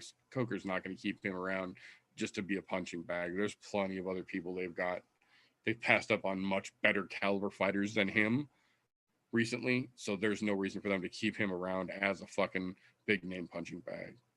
I legitimately don't think he's going to be around much longer. The other side of that, the main event, again, credit where credit is due, regardless of how you feel about him. AJ Mckee is a waste of human fucking flesh and one of the largest walking sacks of shit I have ever had the personal pleasure of getting into a discussion with. But he did land a very interesting and very technical figure 4 chokeout on Darian Caldwell from the bottom where it initiated. I would not piss on AJ Mckee if he were burning alive, but that was a very nice and a very technical submission that he landed on a very strong, very capable fucking grappler. So there is that. The real downside of that matchup is that now he has put me in a position where I have no other choice but to root for Pitbull, and that pisses me off almost more than anything. Because fuck AJ Mckee, and I will never root for that racist piece of shit or his racist piece of shit daddy. They could both burn in fucking hell. I care not. But now that forces me to a situation where I have no other option but to root for Pitbull and fuck him also. But on a scale of fuck you to I will never piss on your burning ashes, Pitbull ranks lower than Mckee does. So now I have to root for Pitbull. Fucking the thing Scott Coker makes me say. Do you see the position I'm being put in here, people? I hope you appreciate that. That being said, that will bring us to the actual meat and potatoes portion of the meat and potatoes part of the show that is the namesake for this evening, the reason for the season, as it were, UFC 255, Figueiredo versus Perez, even though that's such a fucking ridiculous name and thing, but whatever. Like we kind of alluded to earlier, this is a pretty decent fucking card overall, really. The one thing that I will say, the early prelims are the weakest part of the whole card. And in the UFC's defense, that's what they are there for. No one watches a pay-per-view card for the early prelim fights. So I can't be mad at there only being 3 meh fights. And to be fair, in one of those 3 fights, we get the return of Kyle Dawkins, who looked spectacular the last time we saw him out. Only the problem being they've thrown him against another no-name soup can, so it's not necessarily going to be a spectacular or impactful fight for the division. Still has potential to be interesting to watch, just not going to be great for rating or rankings rather, or for like a jump in career boost. The other one is I say this with the most sarcastic of air quotes, early prelim premier fights is Alan Jouban versus Jared Goodman. Yeah, exactly. So early prelims, again, matte at best. The silver lining, though, is that once you get past the understandably matte early prelims on that card, we're into Flavor Town, baby. From here on out, every bite is a fucking morsel. There is no bullshit from the first early prelim fight to the end of the card. Every fight from here out is entertaining and impactful. And it starts right at the fucking top with the man himself, D-Rod, back in action. Daniel Rodriguez stepping in on short notice to take on Nicholas Dalby in what is going to be, in my opinion, one of the most entertaining fights of the evening. If you follow D-Rod on social media, the man is always fucking entertaining. But the other thing he is always training. He is always running. He is always working with Joe Schilling. He is always working with his striking coaches. He is just always getting better. He is always trying to improve and get to the next level. Nicholas Dalby is no slouch. He's a newer up-and-comer, but he is no slouch by any stretch of the imaginations. I think this is going to be a good fight. I think it's going to be fairly close, but I think D-Rod takes this. I think it's going to be fucking exciting as shit, but I think D-Rod takes him.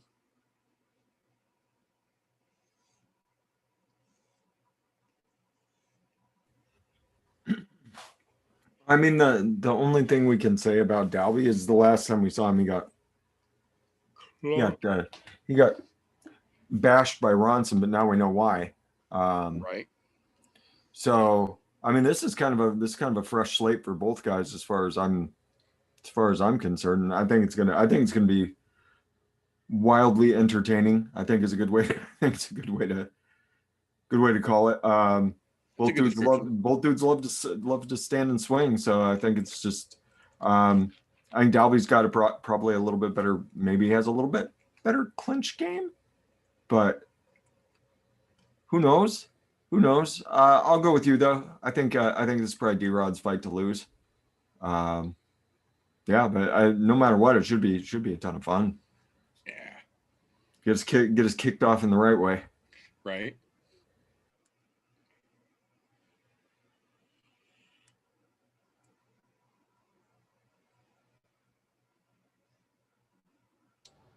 Would help if I could find the fucking Zoom thing again so I could unmute myself.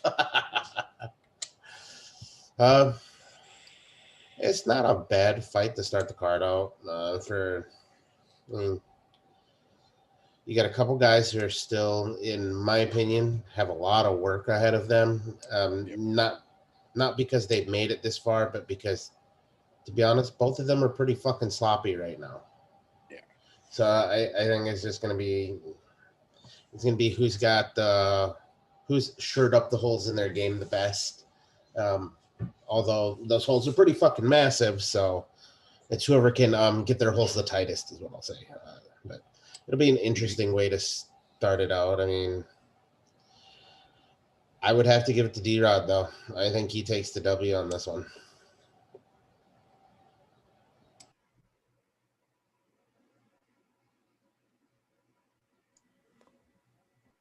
Okay. I didn't know if Fresh went yet. 'Cause I had to go to the bathroom. Shut up. So I don't know. Wait. I had to wait for a second.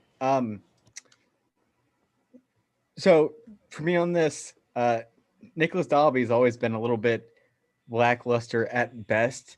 D-Rod isn't much better, but at least he's better. He's a little bit more well-rounded-ish than what Dalby is.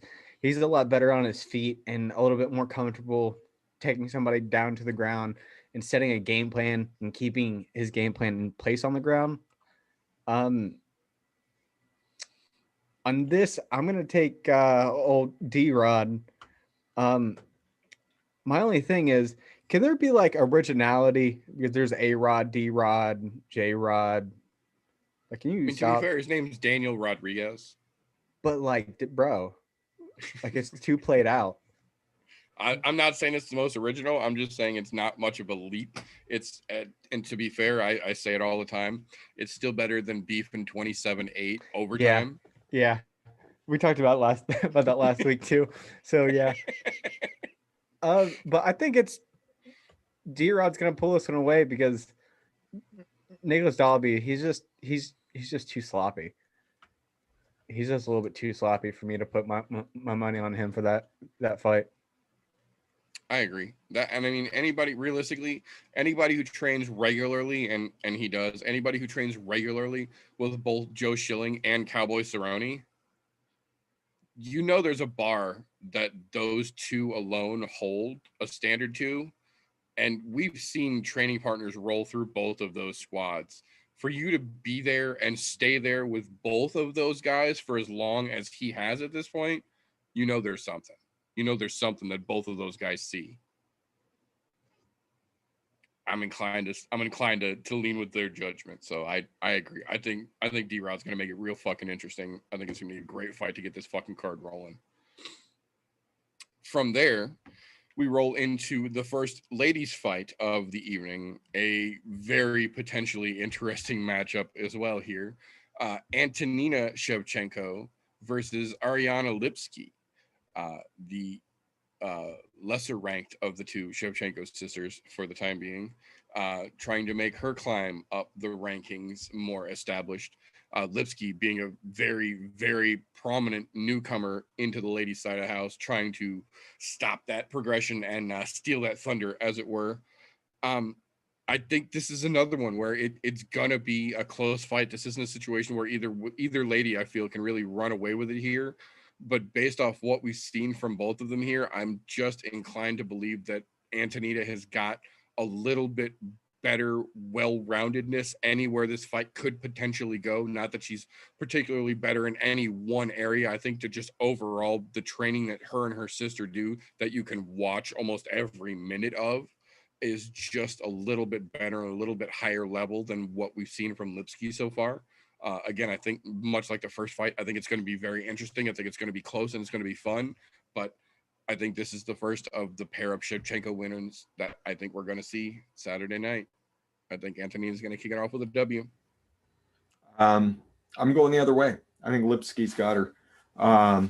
There's one thing I've been shown about Antonina Shevchenko that glares out at me is if she gets taken down, she does not have the same killer instinct her sister does.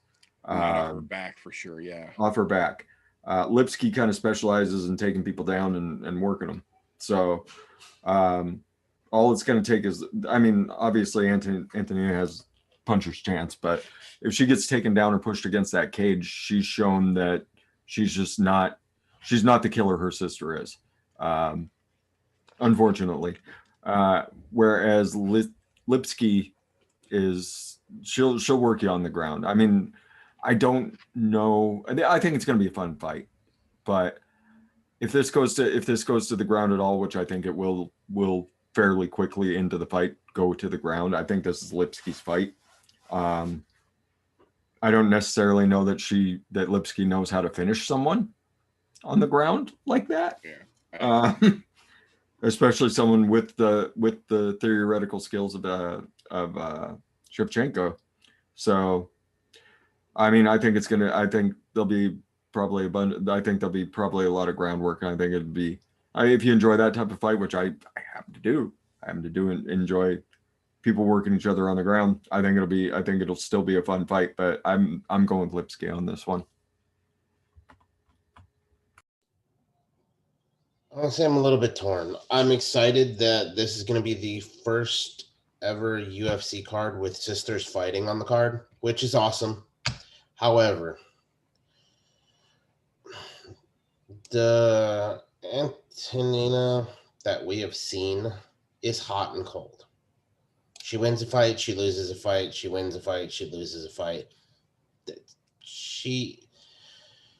This is my biggest problem. If she focused half as much on her fighting career as she did on getting her pilot's license, she would be a much better fighter. However, I get it. Wanting to learn how to fly, that's something I always wanted to do. Never did it, but it's always something I wanted to do. That doesn't mean I can't still do it now, but she's put so much focus into that versus training that it seems like she's really fucked up there. I mean, look what happened when she fought her last fight against Chukagian. Chukagian whipped that fucking ass bad. And to be honest, if you watch her social media, the only thing she posts about is flying. You don't see anything about training. Your sister is literally a world champion who eats, sleeps, breathes, and dies this sport. I hope you've taken a page out of her playbook since you'll be fighting on the same card. But that gives me a lot of hesitation about picking her as a winner here. It really does. I cannot honestly give her the win purely on what I've seen out of her. Although, if we stick to her mantra of win one, lose one, win one, lose one, she just came off a loss, so she should win this. But on the other side of things, from what I've seen out of her, I just can't do it. I have to say, Ariana Lipsky gets it done. I really think so, because I just don't see Antonina. I haven't seen the change in Antonina to go back to being full-fledged fighter. She was good when she wasn't worried about trying to learn how to fly. When she learned how to fly, fucked it. Look, you want to be a pilot, be a pilot. If you want to be a fighter, be a fighter. Don't try to be both when you're not a good enough fighter to try to do both. And I'll say that outright, because she's nowhere near as good as Valentina is. And she's older than Valentina, which is fucking strange. But either way, I wish her luck, but I don't see her winning this, although with the way her record goes, she'll probably win it, but I'm not going to give her my vote this time. It's going Lipsky's way.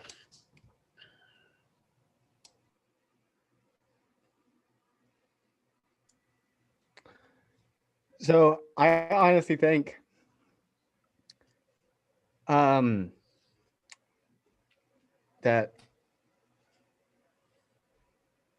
Lipsy's gonna lose. I don't know how to better way to put it. The other Shevchenko, her sister's on the same card, so that's gonna bring like a fire to her to make her sister proud of her, because her sister's fighting and she wants her sister to be like, damn, good job. Two, she'll lose one, she'll win one. So by the math, as TJ said, I was hoping TJ would say it. There's that. And to run off of something that Fresh said, her sister Valentina is a killer on her back on the ground. Absolutely. Now, You don't have to be a killer on your back to fuck somebody up. I'm not a killer on my back, and I do some fucking damage whenever I get taken down. It's all about understanding your position, how to look at it, and how to get out of it, and how to turn it into you in a good mindset. Can she do that? We don't know, but We know. yeah, I'll argue with you. We fucking know. yeah. She every time she's gotten pushed against the fence or put on her back, she doesn't know. Yeah. She doesn't fucking know. Yeah, but you don't have to be a killer. I don't understand how you're like just fucking yourself over on your job, that thing that pays your bills. But I just think that she's gonna win this out of the skin of her teeth. I think it's gonna come down to a decision somehow. I can see that. I will say this though. The two sisters, despite both being world-class badasses, are on different sides of that spectrum.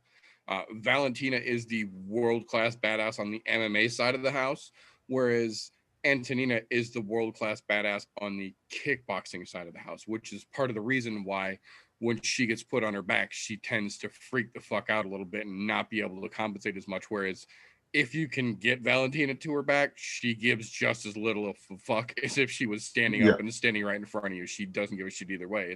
It's mainly because the two of them kind of differentiate in their specializations. Antonina, ironically, is the one who got Valentina into MMA while she was doing kickboxing. So they've kind of always used each other as both sparring partner and training partner, since they differentiate in the different sides of the martial arts world, whereas they're both brought together by Muay Thai, which is what their mother is the international fucking internationally recognized badass of. The Shevchenko mama is a badass Muay Thai practitioner to this day. So like Muay Thai is the thing that brought them together. But I agree. Valentina is very much more the MMA dominator, whereas Antonina is much more proficient in the kickboxing side of things. But I think in this situation, I think her kickboxing prowess will shine enough to keep Lipsky from being able to work enough of a ground game to stop her, I believe. We'll see, though. That's the nice thing about these fights, is that the only way to be sure. Plus, she could have picked something up too. Exactly. You never know. So the only way to find out for sure is to watch Saturday night, just how the fuck it plays out. That being said, UFC not fucking around. Like I said, they are bringing fucking heat for 255 here. Next fight up on the roster, Jordan Wright taking on, again, short notice fucking matchup here, Joaquin Buckley stepping back into the octagon after the fucking world-breaking knockout of poor fucking Impa Kasanganay. Buckley, after taking no damage in that short fucking match, is back here again on short notice, again trying for, I believe this is his 5th fight of 2020, trying to steal the record from Kevin Holland, who gave him his first professional loss here. So this fight, I think, is basically for Joaquin Buckley what the Kevin Holland fight versus him was for Kevin Holland. This fight, while it's going to be a good matchup, I feel, is definitely set up to be favored for Buckley to shine. It's basically giving him the opportunity to do to Jordan Wright what Kevin Holland did to him in his debut. Again, this is one of those where, there's always a puncher's chance, but for Jordan Wright making your big debut on a fucking pay-per-view card, all the fucking big names, all the eyes paying attention at this fucking point against a guy in Buckley who is clearly very fucking comfortable in that octagon by now. I think Buckley is going to put on a fucking show and give us an example of exactly what he's capable here. And it's going to come at the poor cost of old Jordan Wright. I got nothing against him, but I just don't see a way this isn't a massacre. I see this one ending. This one's probably ending quickly, I think. Yeah. Should be short but spectacular. I don't think either of these guys have a hesitation about making this exciting right away. The problem is Jordan Wright kind of folds under pressure, and Joaquin Buckley is nothing but a walking ball of pressure at this point. It's actually been really fun to watch him in 2020 and see just how fucking brutal he's gotten. And he'll come at you from anywhere. That's the great thing about Joaquin Buckley. He'll just come at you from anywhere. He doesn't give a shit. Like, you want to catch my foot? Fine. I'm gonna throw the world-breaking fucking roundhouse into your face. like the dude just does not care. So this is exactly what you said. This is thanks, Mimi. This is a Joaquin Buckley showcase. Like, they're trying to get some traction under his tires, if you will. So off you go, Joaquin Buckley. Go ahead and knock another motherfucker out. All I can say is, look, he's on a tear, and he's becoming more comfortable in his own skin when it comes to being in the UFC now. Look, his first fight, it is what it is. It was kind of a toss to Kevin Holland. Look, nothing hits you but up. Your first fight in the UFC, that's a pretty fucking rough go. And, of course, you get Impa Sangane next, but holy shit, did you deliver. And now, look, everybody knows, don't catch this motherfucker's kicks. The whole division is on notice. So he can kick with reckless fucking abandon. The only thing he'll have to worry about is a counter takedown. That's it. But ain't nobody catching that dude's kicks. Not anytime soon. Now, on the other side of this here, I'm not going to say I'm a little partial or a little upset to a certain Beverly Hills Ninja, but I'm partial to the Beverly Hills Ninja. Now, I want to make this very clear. Jordan Wright is not the Beverly Hills fucking Ninja. That's Chris Farley, goddammit. Remove your goddamn name. Go get your ass knocked out by Joaquin Buckley. I'm done.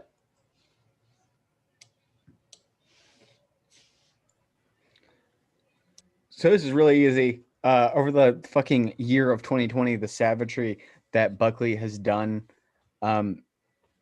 you really can't put his name in a fight and not instantly go to him, from his ridiculous fucking knockouts and his takedowns over the year. They're not throwing him fucking soup cans. They're throwing him against actual decent competition.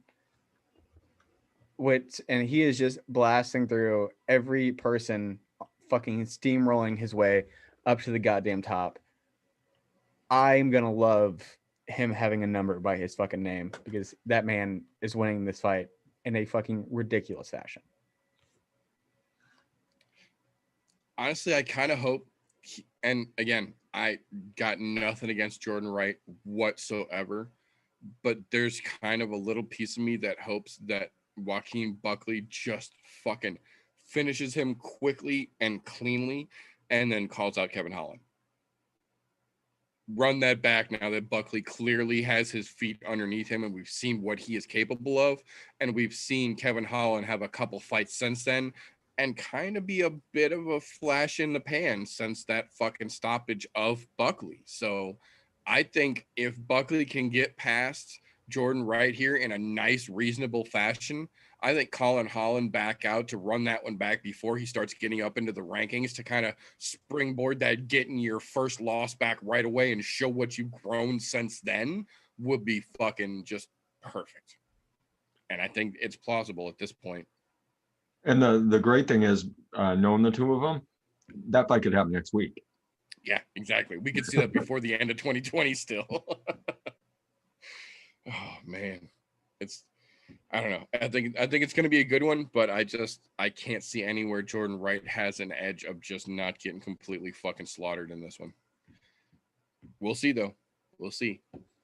That, however, will bring us to the premier prelim fight of the evening, what a lot of people are calling the genuine main event of the evening, the possibly most difficult fight of the evening. That much I will absolutely agree with here.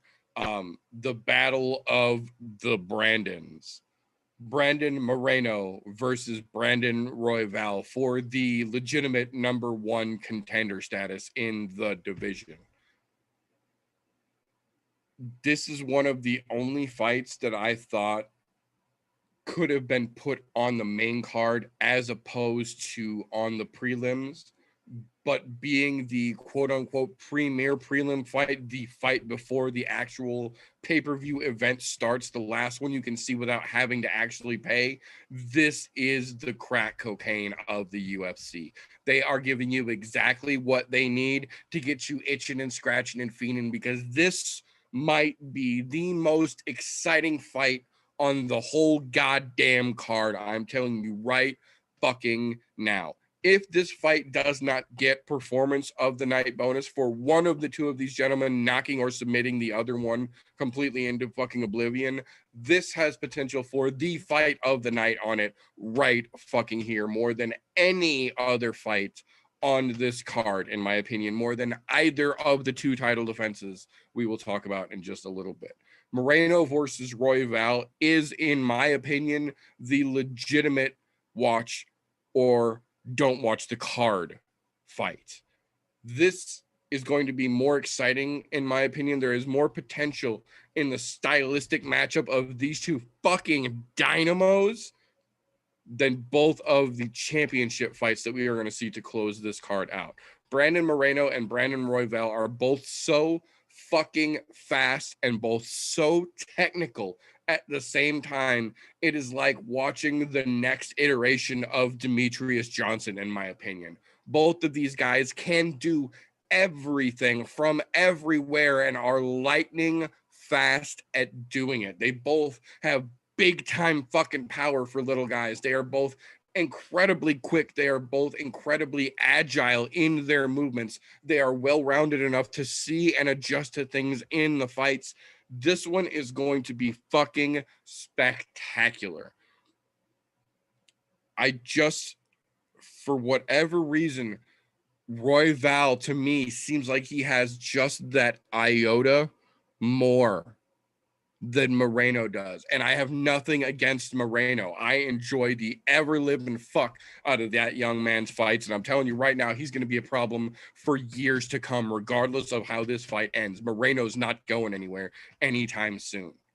But I feel like Royval has just this little something that's undescribable. I don't have a word to accurately put what the fuck it is, but there's just this little something that Royval has, that every time he comes out there, he's just a split second faster and a split second cleaner and a split second tougher than everyone he's been put against at every level we've seen him so far. And I think that trend is going to continue here. I don't think Moreno is bad by any stretch of the imagination, but I feel like Royval has just that little bit on him everywhere this fight can go. And I think it's going to be spectacular to watch. But I'm telling you, I think Royval is fucking special. I think he takes this match and I think he's heading for that goddamn belt, and he's going to be a hell of a fucking problem either way. Yeah, I concur.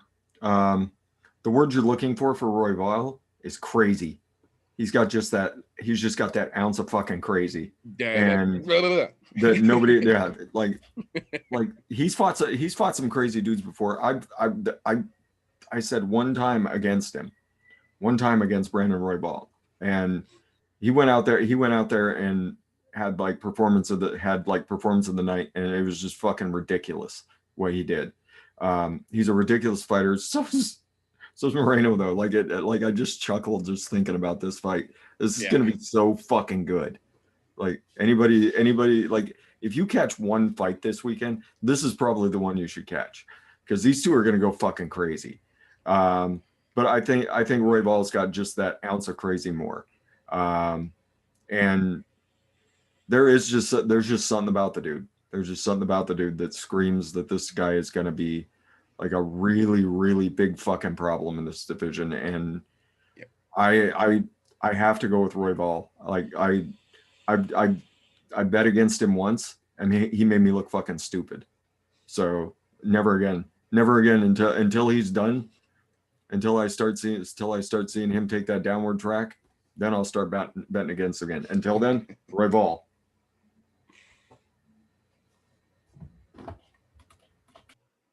I'm 100% on board with this. Royval is a fucking wrecking machine. And he's not just winning fights, he's finishing them.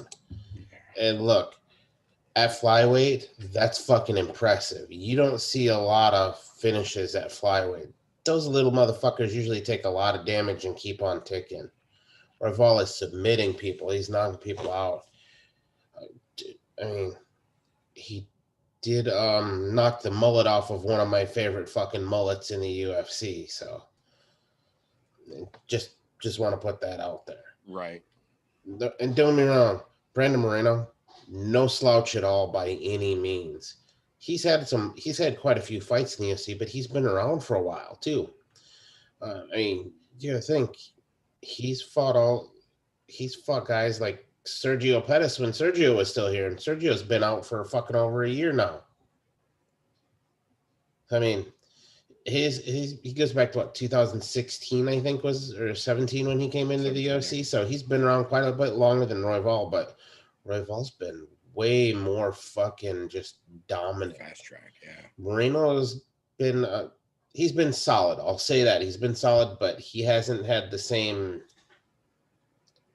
flash of greatness that we're seeing out of Royval at this point. And I have to go off of what we're seeing at this point in their careers. Royval showing way more flashes of greatness, where I think right now he's the guy that can take the flyweight belt right this fucking instant. I think without a doubt he would win that fucking title fight right this instant. So I have to give it to Royval, and I think he finishes him inside of 3 rounds. Yeah, I could see that. I could agree with that. Absolutely.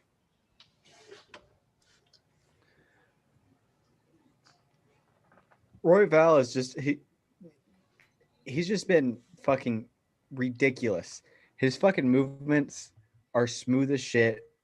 For him not being in the UFC for a terribly long amount of time, his fucking fight IQ is fucking cranked all the way the fuck up for the amount of fights, professional fights that he's been in. His IQ is cranked all the way the fuck up, and he is just on pure fucking savagery.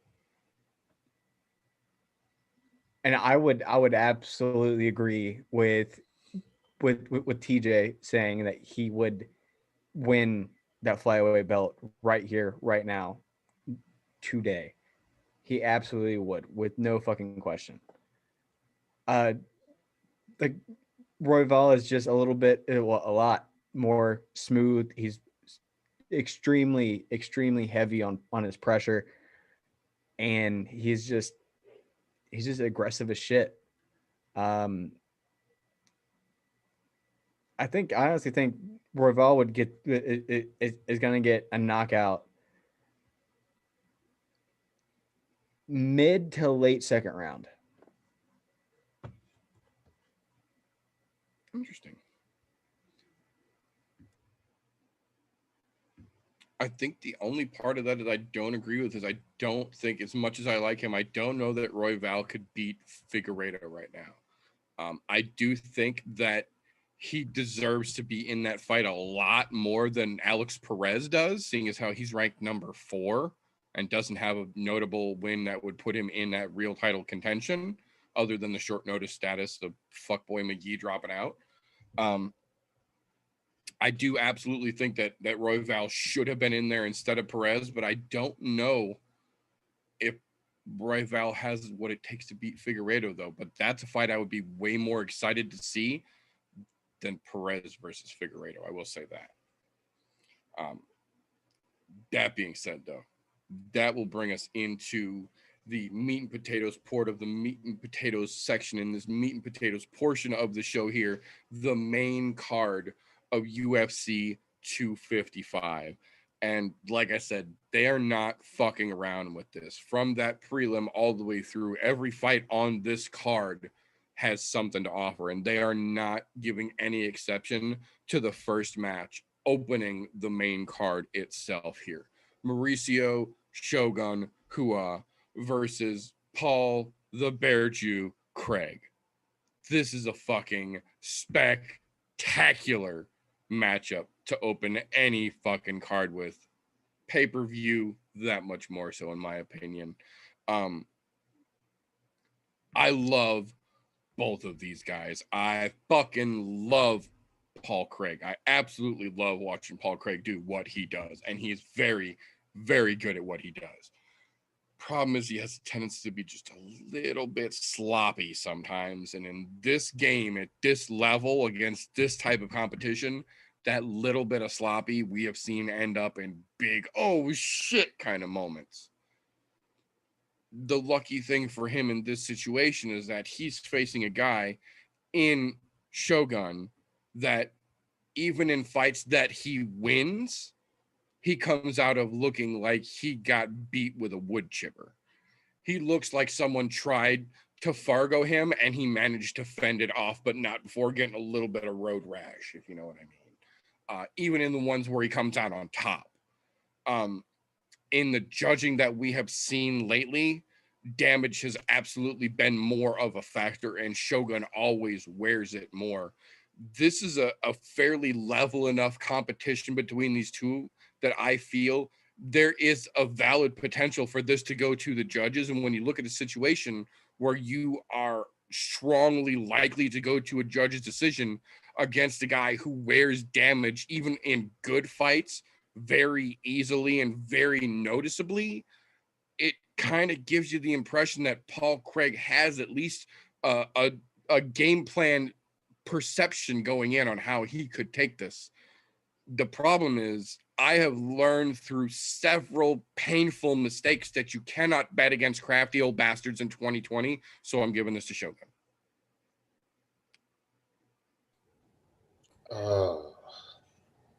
I'm fresh. I got to take lead from you on this one because there's something that's been bothering me with this fight specifically. Not that the fight isn't good. It's good for this reason.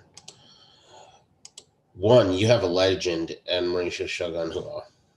Two, you have the Bear Jew, period. I don't even say his whole name. Just the Bear Jew is good enough for me. Right. Here's the problem I have with this. You have an aging, beat up Hua who is still somehow ranked in the top 15 where he should not be, with a Bear Jew who is also ranked in the top 15 where he should not be either. The Bear Jew had a lot of potential coming into the UFC, a fucking ton, but he has not cinched up any fucking holes in his game. He's still just fucking wildly sloppy with the way he fights, and in this division, you cannot be at 205. That's keys to lights out. There's a reason why we haven't seen him in the top 10. Why? Because he doesn't cinch his game up. I've followed both of their social medias. If you look at what UC posted from the Bear Jew versus Mauricio Shogun Hua, there's a huge fucking difference. The Bear Jew constantly not showing shit that he's training. He does show some training in there, but not a whole lot. Who is still constantly fucking training. And as a veteran of the sport, even with a busted ass chin, he's still out training him. I'm not betting against the old dog in this. I can't do it. Who's going to win the fight? And I think he ends up knocking the Bear Jew out. As much as I hate to say that, because every time I think of the Bear Jew, my mind goes one place, and I'm thinking baseball bats.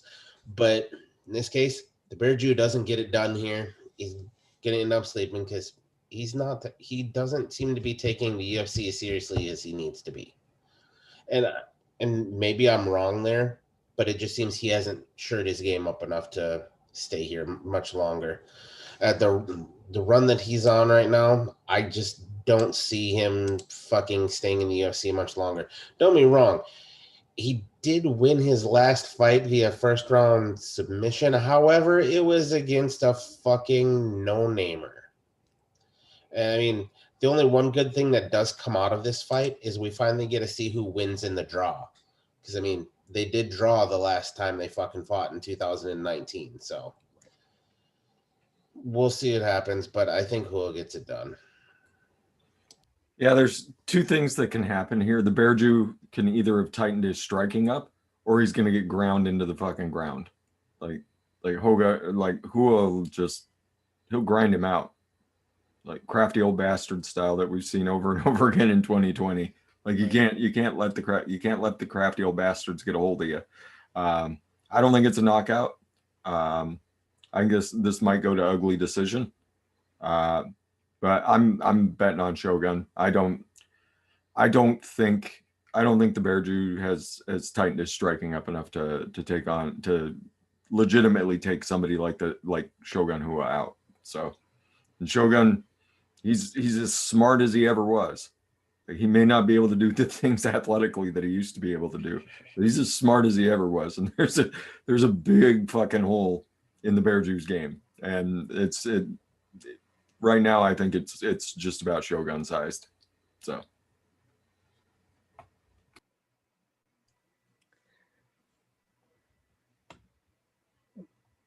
Paul Craig really needs to work on his stand-up game, especially looking at a fight of Shogun. You know, the man is savage on his feet. Paul Craig is great on the ground. He does a great fucking job, but with the sort of power that even an aging Shogun has, I think he's going to be in trouble coming in for some of those takedowns. I mean, crafty old guy, you know, a lot of tricks up his sleeves, uppercuts, knees, shit like that can really fuck somebody up whenever they're going in for a takedown, especially somebody that is rather sloppy like the Bear Jew. I don't think it's going to be a pretty fight. I think it's going to be kind of slow, kind of sloppy, but it's going to be a W for Rua.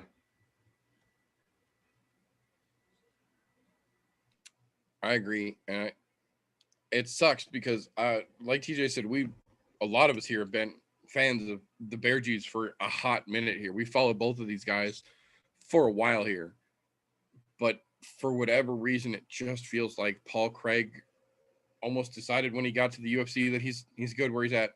He doesn't need to work on anything else. Doesn't need to improve. Doesn't need to learn anything new. Doesn't need to refine anything he does. Just he's good with what he does, the way he does it. And that's never the case. You're never always good enough. You always have to keep improving, or you will get surpassed real quickly in a fight game. And B, you have shown that those holes in your game are just that. They are holes in your game that need to be patched if you want to continue climbing and going forward. And at this point, it does not look like the Bear Jew has really patched anything in his game up. And unfortunately, against a crafty old bastard like Shogun, that can end very, very poorly for you. And I think that's exactly what we're going to see. That being said, that brings us to the second and still, I guess, relevant, but not as interesting fight on the card. See, just talking about it made me yawn. Immediately, it was like instant karma hit. As soon as I mentioned this lady's fight, I yawned right away. Caitlyn Chukagian versus Cynthia Calvillo. Originally, we were supposed to have Cynthia Calvillo versus Lauren Murphy tonight, or this weekend rather. We originally had an option for Cynthia versus Lauren Murphy 2 weekends ago. That did not come to be. Instead, we got Lauren Murphy giving a very rough welcome to a newcomer in the division and looking spectacular doing it.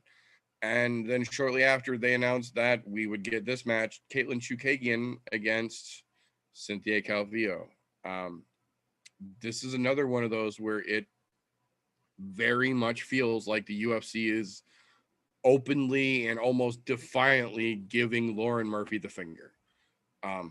There is no question whatsoever that Lauren Murphy is the number one contender in this division, period. The only argument that could be made against that at all would be for Jessica Andrade, based on the performance that she had when she came up to this division. Even then, worst case scenario, Lauren Murphy is ranked number 2 in the division. Still verifiably above both of these ladies, but this is being touted as the next title contenders fight, which I don't fucking agree with under any circumstances here. The one saving grace, as it were, for me for this particular fight is that despite Caitlyn having a very rough go of things lately, I still feel that she has enough to edge out Cynthia Calvillo anywhere this fight could go. If this fight stays on the feet, I feel she's good enough with her range and her kicks specifically that she can keep Cynthia either backed up enough to not be able to do anything or just lay her out at range with a nice head kick. On the ground, she's got, in my opinion, head and shoulders level above Calvillo groundwork here. Not to mention she is a bigger girl. She does have more length to work with, period. I just can't see anywhere that Calvillo can really win this fight, not to mention fuck Cynthia Calvillo. So she's, again, putting me in a situation much like an AJ Mckee here where I'm being forced to root for Caitlyn Chukagian because fuck Cynthia Calvillo. So it's not, as they say, so much that I'm rooting for Chukagian as against Calvillo because fuck her. And I think Chukagian can beat her anywhere this fight goes. This is going to be so boring. This is going to be one of those fights where Chukagian puts her against the fence or puts her on the ground and just works her just enough to where the ref doesn't rip her off of her. I'm not looking forward to this fight. I didn't like it when they announced it. Neither of these ladies deserve to fight for the title. They're both, I really do not like either of these ladies as fighters. As people, I don't know enough. But yeah, I guess I have to pick Chukagian just because she kind of does Holly Holmes things, which is just throw enough boring ass strikes to keep you ahead and then stall out the fight long enough for it to go to decision. So Chukagian by decision. I don't even want to talk about this fight. That's how fucking terrible this one is. I'm not gonna pick a winner. I'm not gonna talk about either one of them. I'm just gonna say this is fucking garbage. This should have been on the undercard. This could have been the premier fight on the early prelims. I was just going to say, this is literally the fight I was talking about earlier when I said that they could have swapped that Brandon on Brandon violence out with a main card fight, and I think it would have been just as good, if not a little better. This is the fight that I was talking about in that situation. Yeah. They could have put the other Shevchenko. Or yeah, or the other Shevchenko is really as well. And kept the Brandon on Brandon violence for that crack cocaine hit right before the pay-per-view. Yeah. It would have been a better fight. Yeah. This one's fucking terrible. I'm done talking about it. Caitlyn was a little bit more well-rounded than what Calvillo is. Her length is gonna give her, a little bit.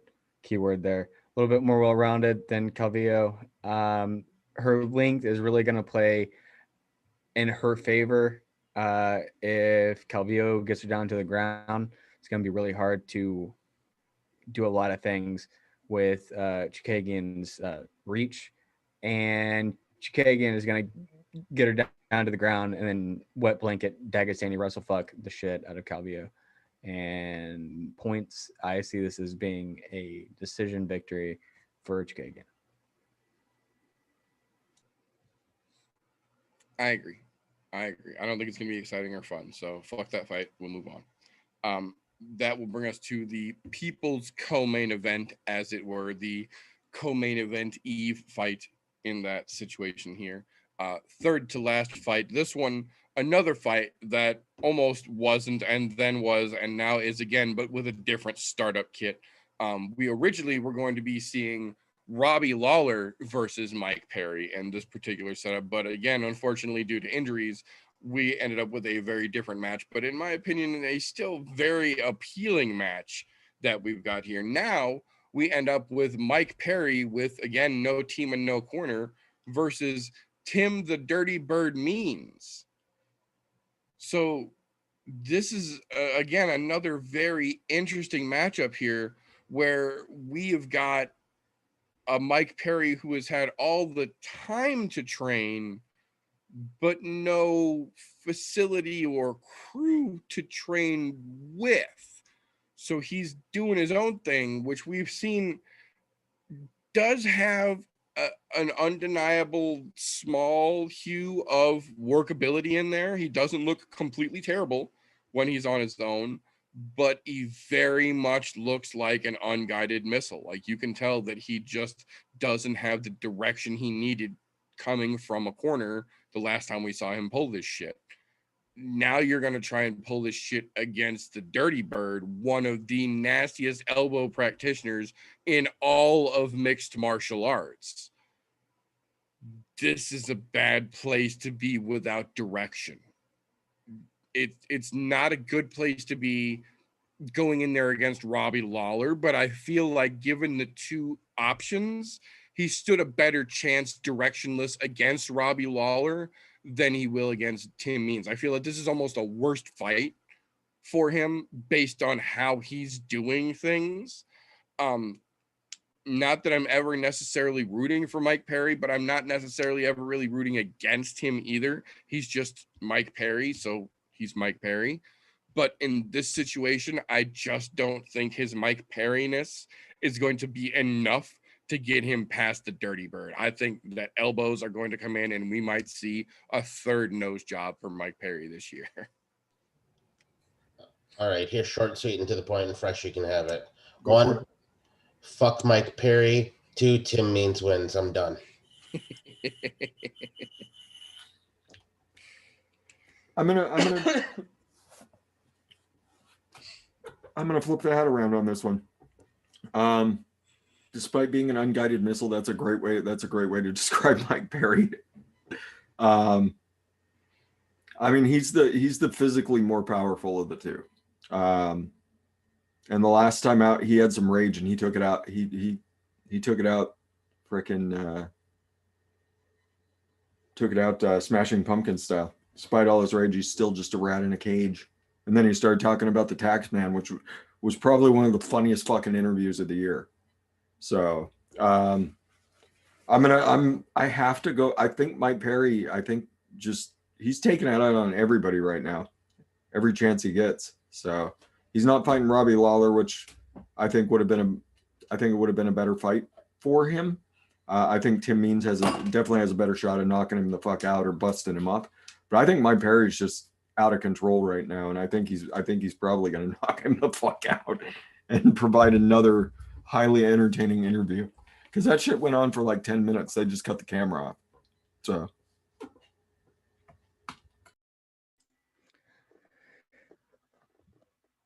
with Perry not having a corner, going against somebody like Tim Means, that's gonna be a fucking massive problem, because Tim Means is a very unusual fighter, and the way he just does things, he's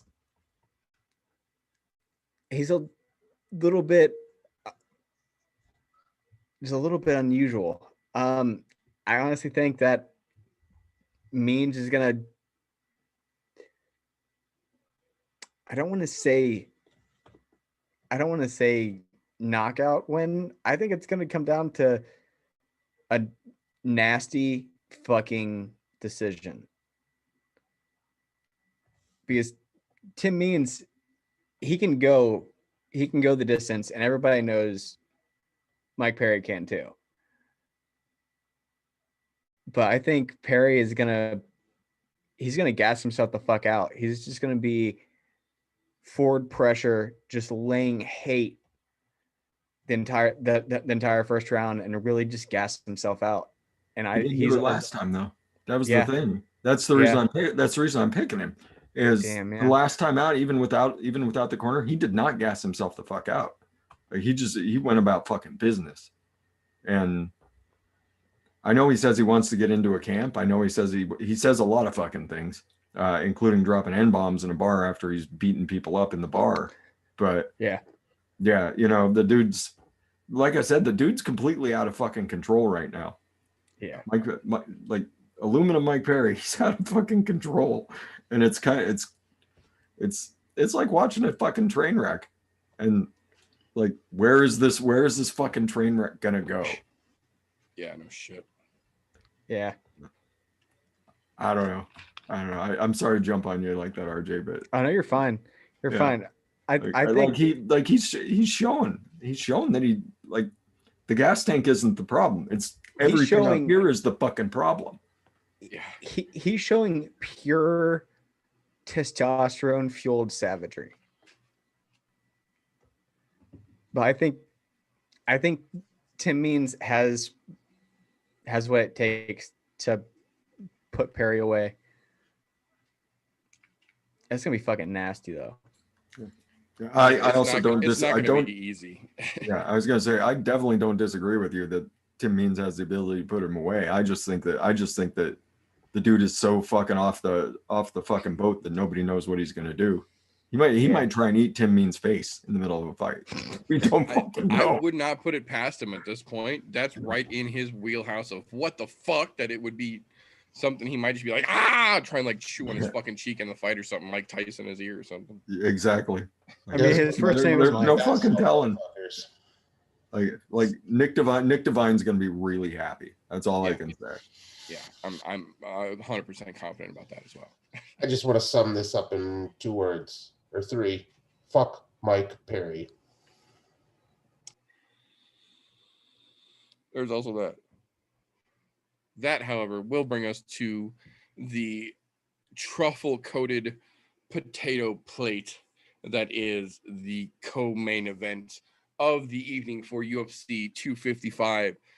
The first of our pair of flyweight cannon fodder festivities of the evening here. This, in my opinion, is the point where the card turns from oh shit back to meh. We go from exciting fights, from legitimately division impacting fights, to a pair of cannon fodder title defenses to shape a card legitimately. This being the first of those two, Valentina Shevchenko versus Jennifer Maia. I guess for starters, the most important part for me is that Joanne Calderwood never deserved the title shot to begin with. I like JoJo. I have nothing against her whatsoever, but she in no fucking way, shape, or stretch of the imagination deserved that title shot that she had to begin with. I do give her all the credit in the world for taking that Jennifer Maia fight on short notice, knowing that she was 100% risking that title shot and doing it, but being game enough to take that fight. I absolutely will give you credit for that. But knowing also that she didn't earn the fucking title shot she had been guaranteed, the dumbest thing she could have fucking done was take a short notice supplemental fight before that title shot was up, and it cost her the title shot that she didn't deserve to begin with. So I don't agree that Jennifer Maia deserves the title shot either, but she got it in a much more fair way than her predecessor had it, if that makes any sense.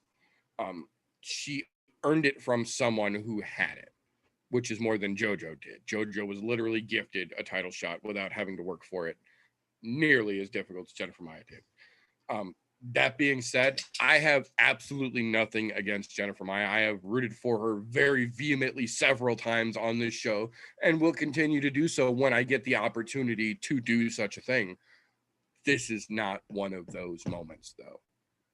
If Joanne Calderwood did not deserve the title shot that she had, Jennifer Maia sure the fuck does not deserve the title shot that she has either. This is, like I said, a literal example of cannon fodder being fed to the bullet that is the reigning champion of the ladies flyweight division. Valentina herself has said it. Once this fight is over, there is nothing else that makes sense other than another fight with Amanda Nunes. There is no one at 125 at any ranking that holds a fucking candle to Valentina Shevchenko.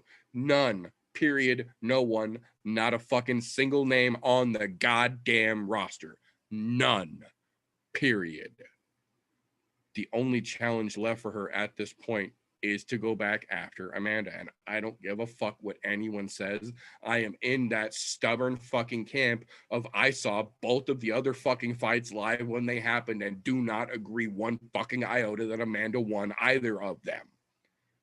I can only hope in 2020, now that we actually have live replay reviews that don't stop the fucking fight anymore, better technology, better camera angles, and more competent judging and officiating to a certain extent, that an Amanda versus Valentina for the third time would be a very different fight than either of the two that we saw previously. And I don't think that she is wrong in saying that there is nothing else out there for her at this point.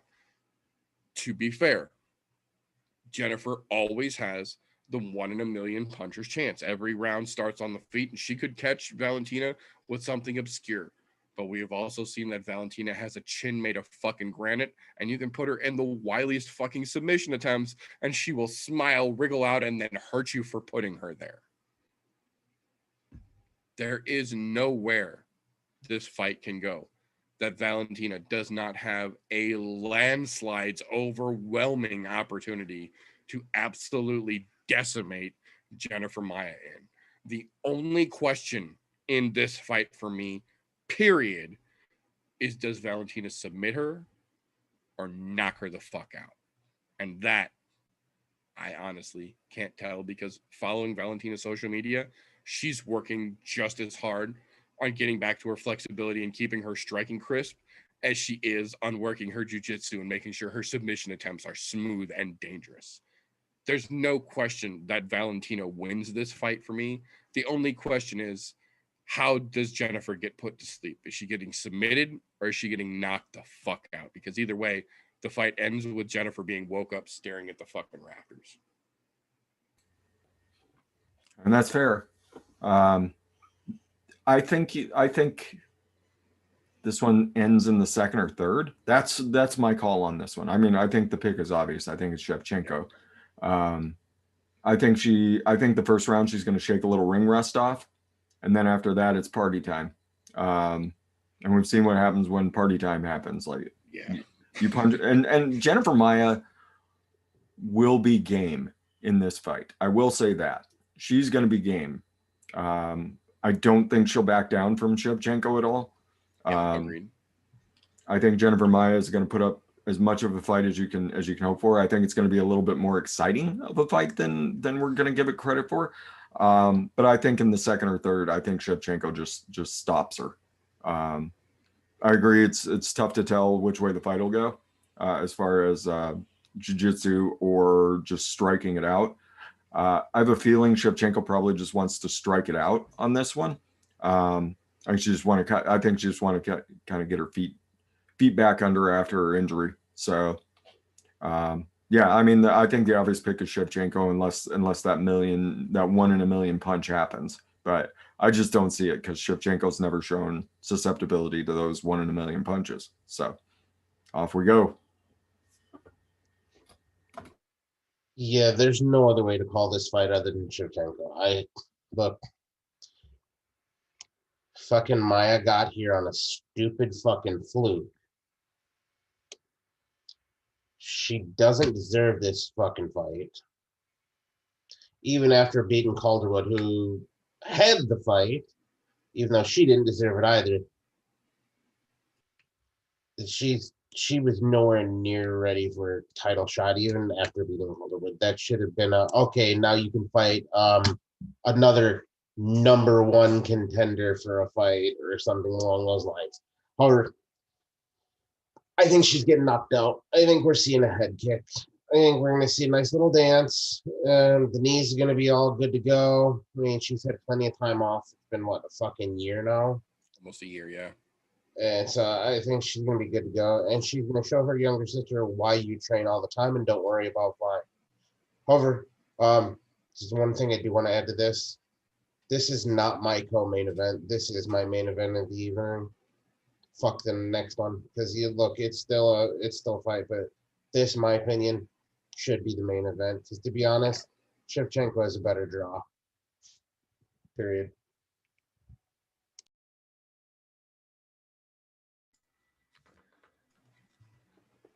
Yeah. It's pretty much unanimous. Shit, you could fucking throw Chukagian in this, and she would deserve this fucking fight 10 times more than what fucking Maya deserves it. Shevchenko is just gonna fucking go in there, put in work, and show everybody in the UFC why she's quite literally unstoppable in the fucking flyweight. Like, as she said it, there's nobody that is interesting or gives her a remote challenge inside her weight class. I would like to see her just completely give up, like step away from flyweight and go up to another weight class, because regardless of her being in another weight class, she's gonna fucking do exactly what she's done. Shevchenko wins it. I think it's gonna be I think it'd be a submission, or yeah, I'd go with more of a submission route. I agree. I think because we already know that Amanda is on her way out, it's just a matter of when. I think when Amanda finally gets all the fucking way out, if the UFC decides to keep the featherweight division on the ladies' side of things, Valentina might legitimately be the first female champ. She might be the UFC's first champ, because she has zero issue making 25. She has zero issue making 35. She has zero issue making 45. And there's no other athlete that I can think of on the men's or the women's side of the house in the UFC that is that discernibly easily making 3 separate weights without looking sucked in at the bottom or looking bloated and out of place at the top of the weight that they're moving to.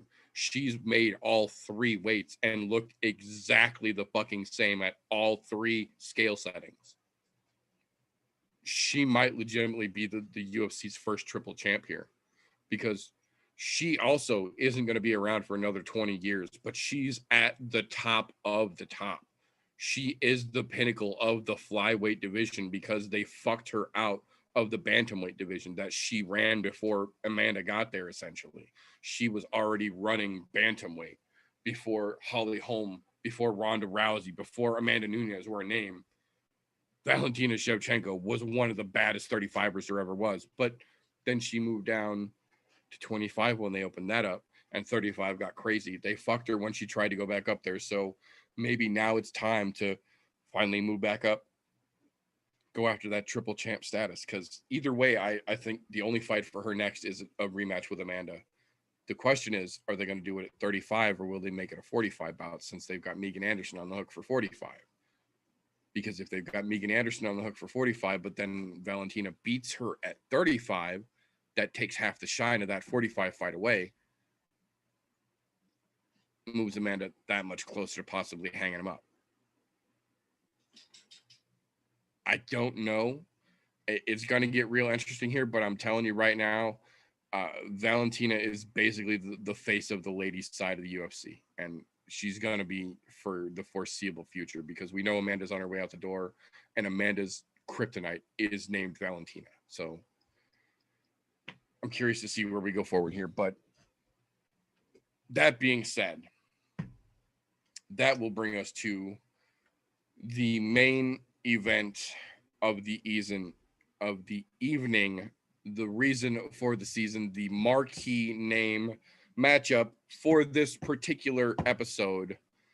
Deiveson Figueiredo versus Alex Perez. One of the weaker co-main events, or main event, depending on if you're me or TJ, that we have seen in the UFC in a hot minute here. Like I said earlier, I 100% agree that Brandon Royval belongs head and shoulders above Alex Perez to be in this title fight this evening.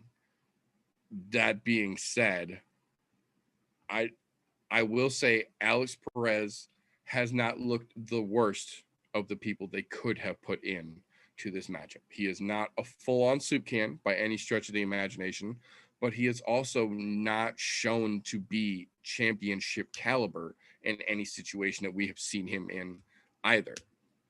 Deiveson Figueiredo, on the other hand, is literally 19-1. That one loss on his record being to Jussier Formiga several fights before he started his title run here. And Formiga, like we said earlier, has been released from the UFC. Deiveson won his belt by not once, but twice in a row, embarrassing Joseph Benavidez. There's not a lot of guys at the top 125 that are going to be a problem at 125. Deiveson Figueiredo is one of those guys. Brandon Royval is one of those guys. Brandon Moreno is one of those guys. I do not believe Alex Perez is one of those guys. I think Alex Perez, much like a Jennifer Maia, is lucky cannon fodder in that there's enough of a name attached based on other recent events that they could sell the idea of this title fight being, air quotes, relevant to the division, while literally on the undercard to this event have the number one contenders be fighting off to solidify who gets next. Not to the same degree, but in the same vein, in the same molding as the co-main event on this card. I feel that this is a situation where we have a very dominant champion and then cannon fodder being fed to them to make this an event here. I got nothing particularly against Alex Perez, but he has not shown me anything in any of his fights that give me the slightest inclination that he, A, should be in this fight to begin with, or B, stands a fucking chance against Deiveson Figueiredo. I think Figueiredo puts him to fucking sleep before the end of the second round. I don't think we see a round 3 in this fight. I think Deiveson puts him flat on his fucking back and moves on to the next soup can that they're going to try and push before either of the Brandons, like we know that they're probably going to. I think you're being generous.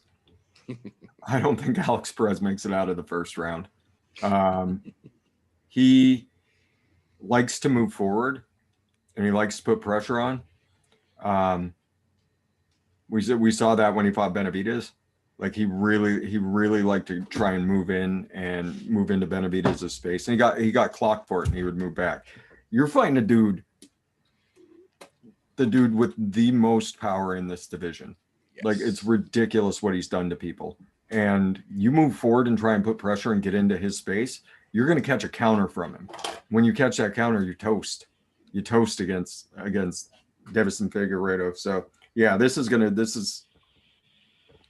will not last long. This will not last long because Figueiredo is going to be champ for quite a while.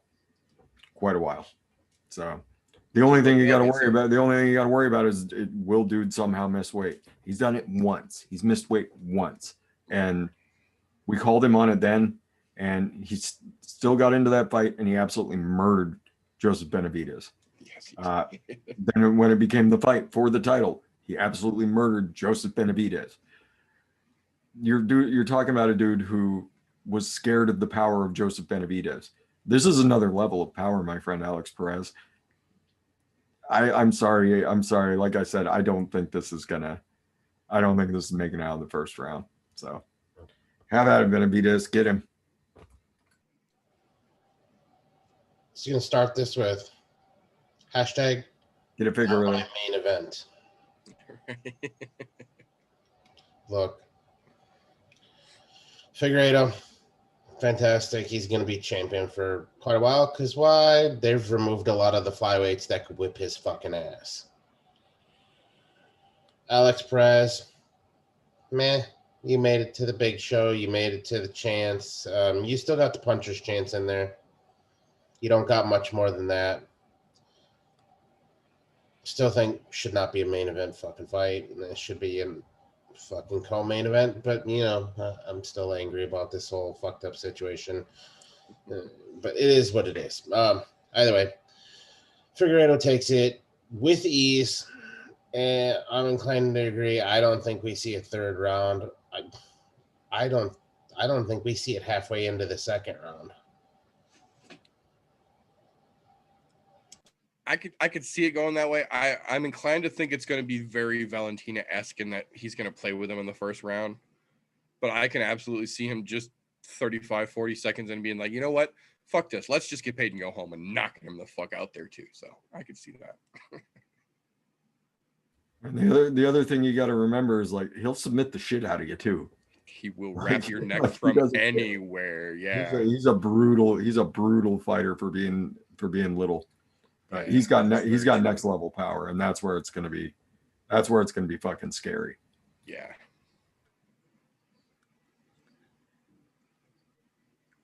It's what scares me is the fact that they're putting Perez up against,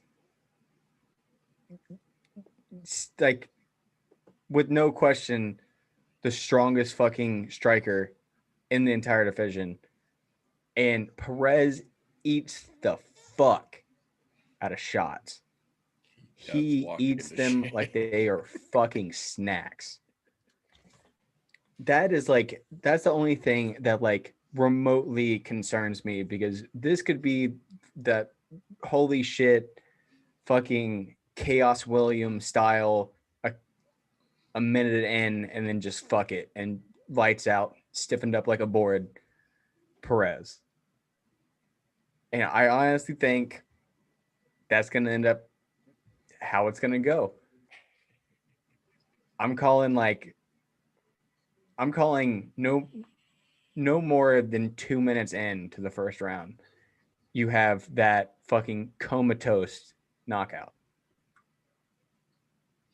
And hopefully Scott Coker and Dana, after this weekend, give the opportunity to one of the Brandons to the next title shot. The winner of this weekend's Brandon. Oh, Scott. Or not Scott. It's not fucking Scott. I'm so used to fucking saying Scott. He's fucking Bellator now. He's Bellator now. That cunt spell. Yeah, he's fucking Bellator now. But fucking like Dana and everybody like that. McMahon, there it is. Sean Shelby. I'm thinking like I'm so fucking used to saying fucking Scott Coker, dude. I talk about Scott Coker and fucking Mick Maynard and Sean Shelby need to be paying attention to the Brandon fight. Like I said, like we were talking about that earlier, but yeah, like that's the most appealing thing coming out of this weekend is the fact that Brandon Royval might fight Figueiredo. Right. The winner, amazing. The winner of the Brandon versus Brandon fucking battle needs and deserves the next title shot, because both those men are fucking beautiful fighters. They played everything out there, and that would be a great fucking title fight. Agreed. But that's the lovely thing about the world of MMA is that we may have it right, we may have it wrong. The only way to tell is to wait till Saturday night gets here and find out for your damn selves, because we might guess right, we might guess wrong, but the only way to be sure is to see it play out and see what actually goes on. That's the wonderful thing about MMA is that Sometimes we're right, sometimes we're wrong, but either way, it's fun to find out just how it shakes loose. That being said, that is all that we have got for this particular episode here. So I do want to take a moment to thank all of you, whether you were here in the chat with us live or you're catching this on a replay, either audio or video. We appreciate you. So before we get out of here, I do want to give these fine gentlemen a chance to let you fine folks know where you can get a hold of them if you want to continue these conversations after the show is over. So first and foremost, at this point in the game, if somebody wants to learn what training regiment you think is going to be the regiment that gets you that coveted purple strap before you make it bougie AF, how can somebody get a hold of you after the show, RJ? You can always jump on over there to Instagram and RJ MMA official. I'm not gonna make it bougie. I'm just gonna make it better. Bougie is not a word that I have in my vocabulary. It's just make it look better, more sophisticated. Either way, thank you very much for your time, sir. Always appreciate it. And that being said, at this point, if someone would like to know the stretching and bicycling routine you're using to fend off would-be strap goers and keep yourself in peak Uncle Chael hugging condition, how can they go about getting a hold of you after the show, Mr. Fresh03? You can find me at youtube.com/fresh03. I think RJ's given up at this point. Like I said, I keep waiting for him out there. I'm peeking in his windows, giving him your dead man Rogers, and he still keeps ignoring me. If you are peeking in my windows, sir, then you have a very tall ladder. I live on the 3rd floor. Well, I mean, that's part of the training regimen. It's climbing buildings. There you go. Climbing buildings. Good. I would love. I just get up there and do my pull-ups. Doing my pull-ups like I do at work. I would love to see that. You are Spider-Man. Everybody. That's how you work on your shoulders. Spider Fresh. That's right. Thank you very much for your time, sir. Always appreciated. Always a pleasure. Now, at this point, I don't know how it could be the case, but I'm sure there's someone out there who just hasn't been paying enough attention. So on behalf of that poor belligerent fool, I have to ask, at this point, if someone would like to know the best place to get themselves some cheese curds and then maybe a Kenosha Crippler Wisconsin sighting, how can they get a hold of you after the show, TJ? Catch me Wednesday nights here on the YouTubes at 9:30 Central Time, or find me on the Instagrams. I do have a hot lead into some gigantic fucking mozzarella sticks in West Allis, Wisconsin, so we can get you directions there, as well as some leads on where to find the Kenosha Crippler. However, I would stay out of his neck of the woods for the time being. Shit's still not quite clear here. Probably a good idea for the best. Thank you very much for your time, sir. Always appreciate it. That being said, that is all we have got for this particular episode of the I'm No Joe podcast. So again, thank you to each and every one of you who support us. If you enjoy what we do around here on the I'm No Joe podcast, give us a thumbs up. If you really love what we do around here, subscribe to the show, hit the notification bell so you don't miss an episode. Sometimes shit gets crazy around here. If you thrive on the shenanigans and shit talking that we feed you like a little baby bird here on this show, share an episode. We're trying to grow this goddamn thing. On the opposite side of that coin, we're just a couple of dipshits and a baby-faced boy trying to talk out our ass without knowing what we're actually saying. Give us a thumbs down. We earned it, and we won't dispute that. But that being said, we are calling that all for this particular episode. So until next time, remember, don't let ignorance stop you. You can root for anything, unless you don't know the difference between a Four Seasons and a Four Seasons total landscaping.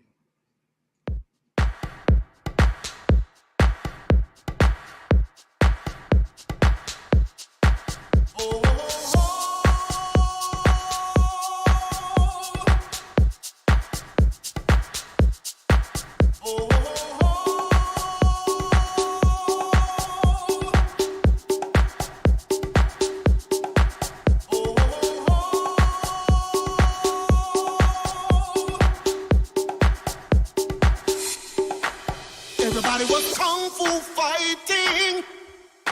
Those kids were fast as lightning.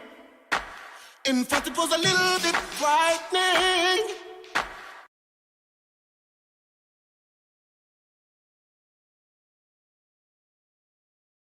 How do I say goodbye to what we had? The good times.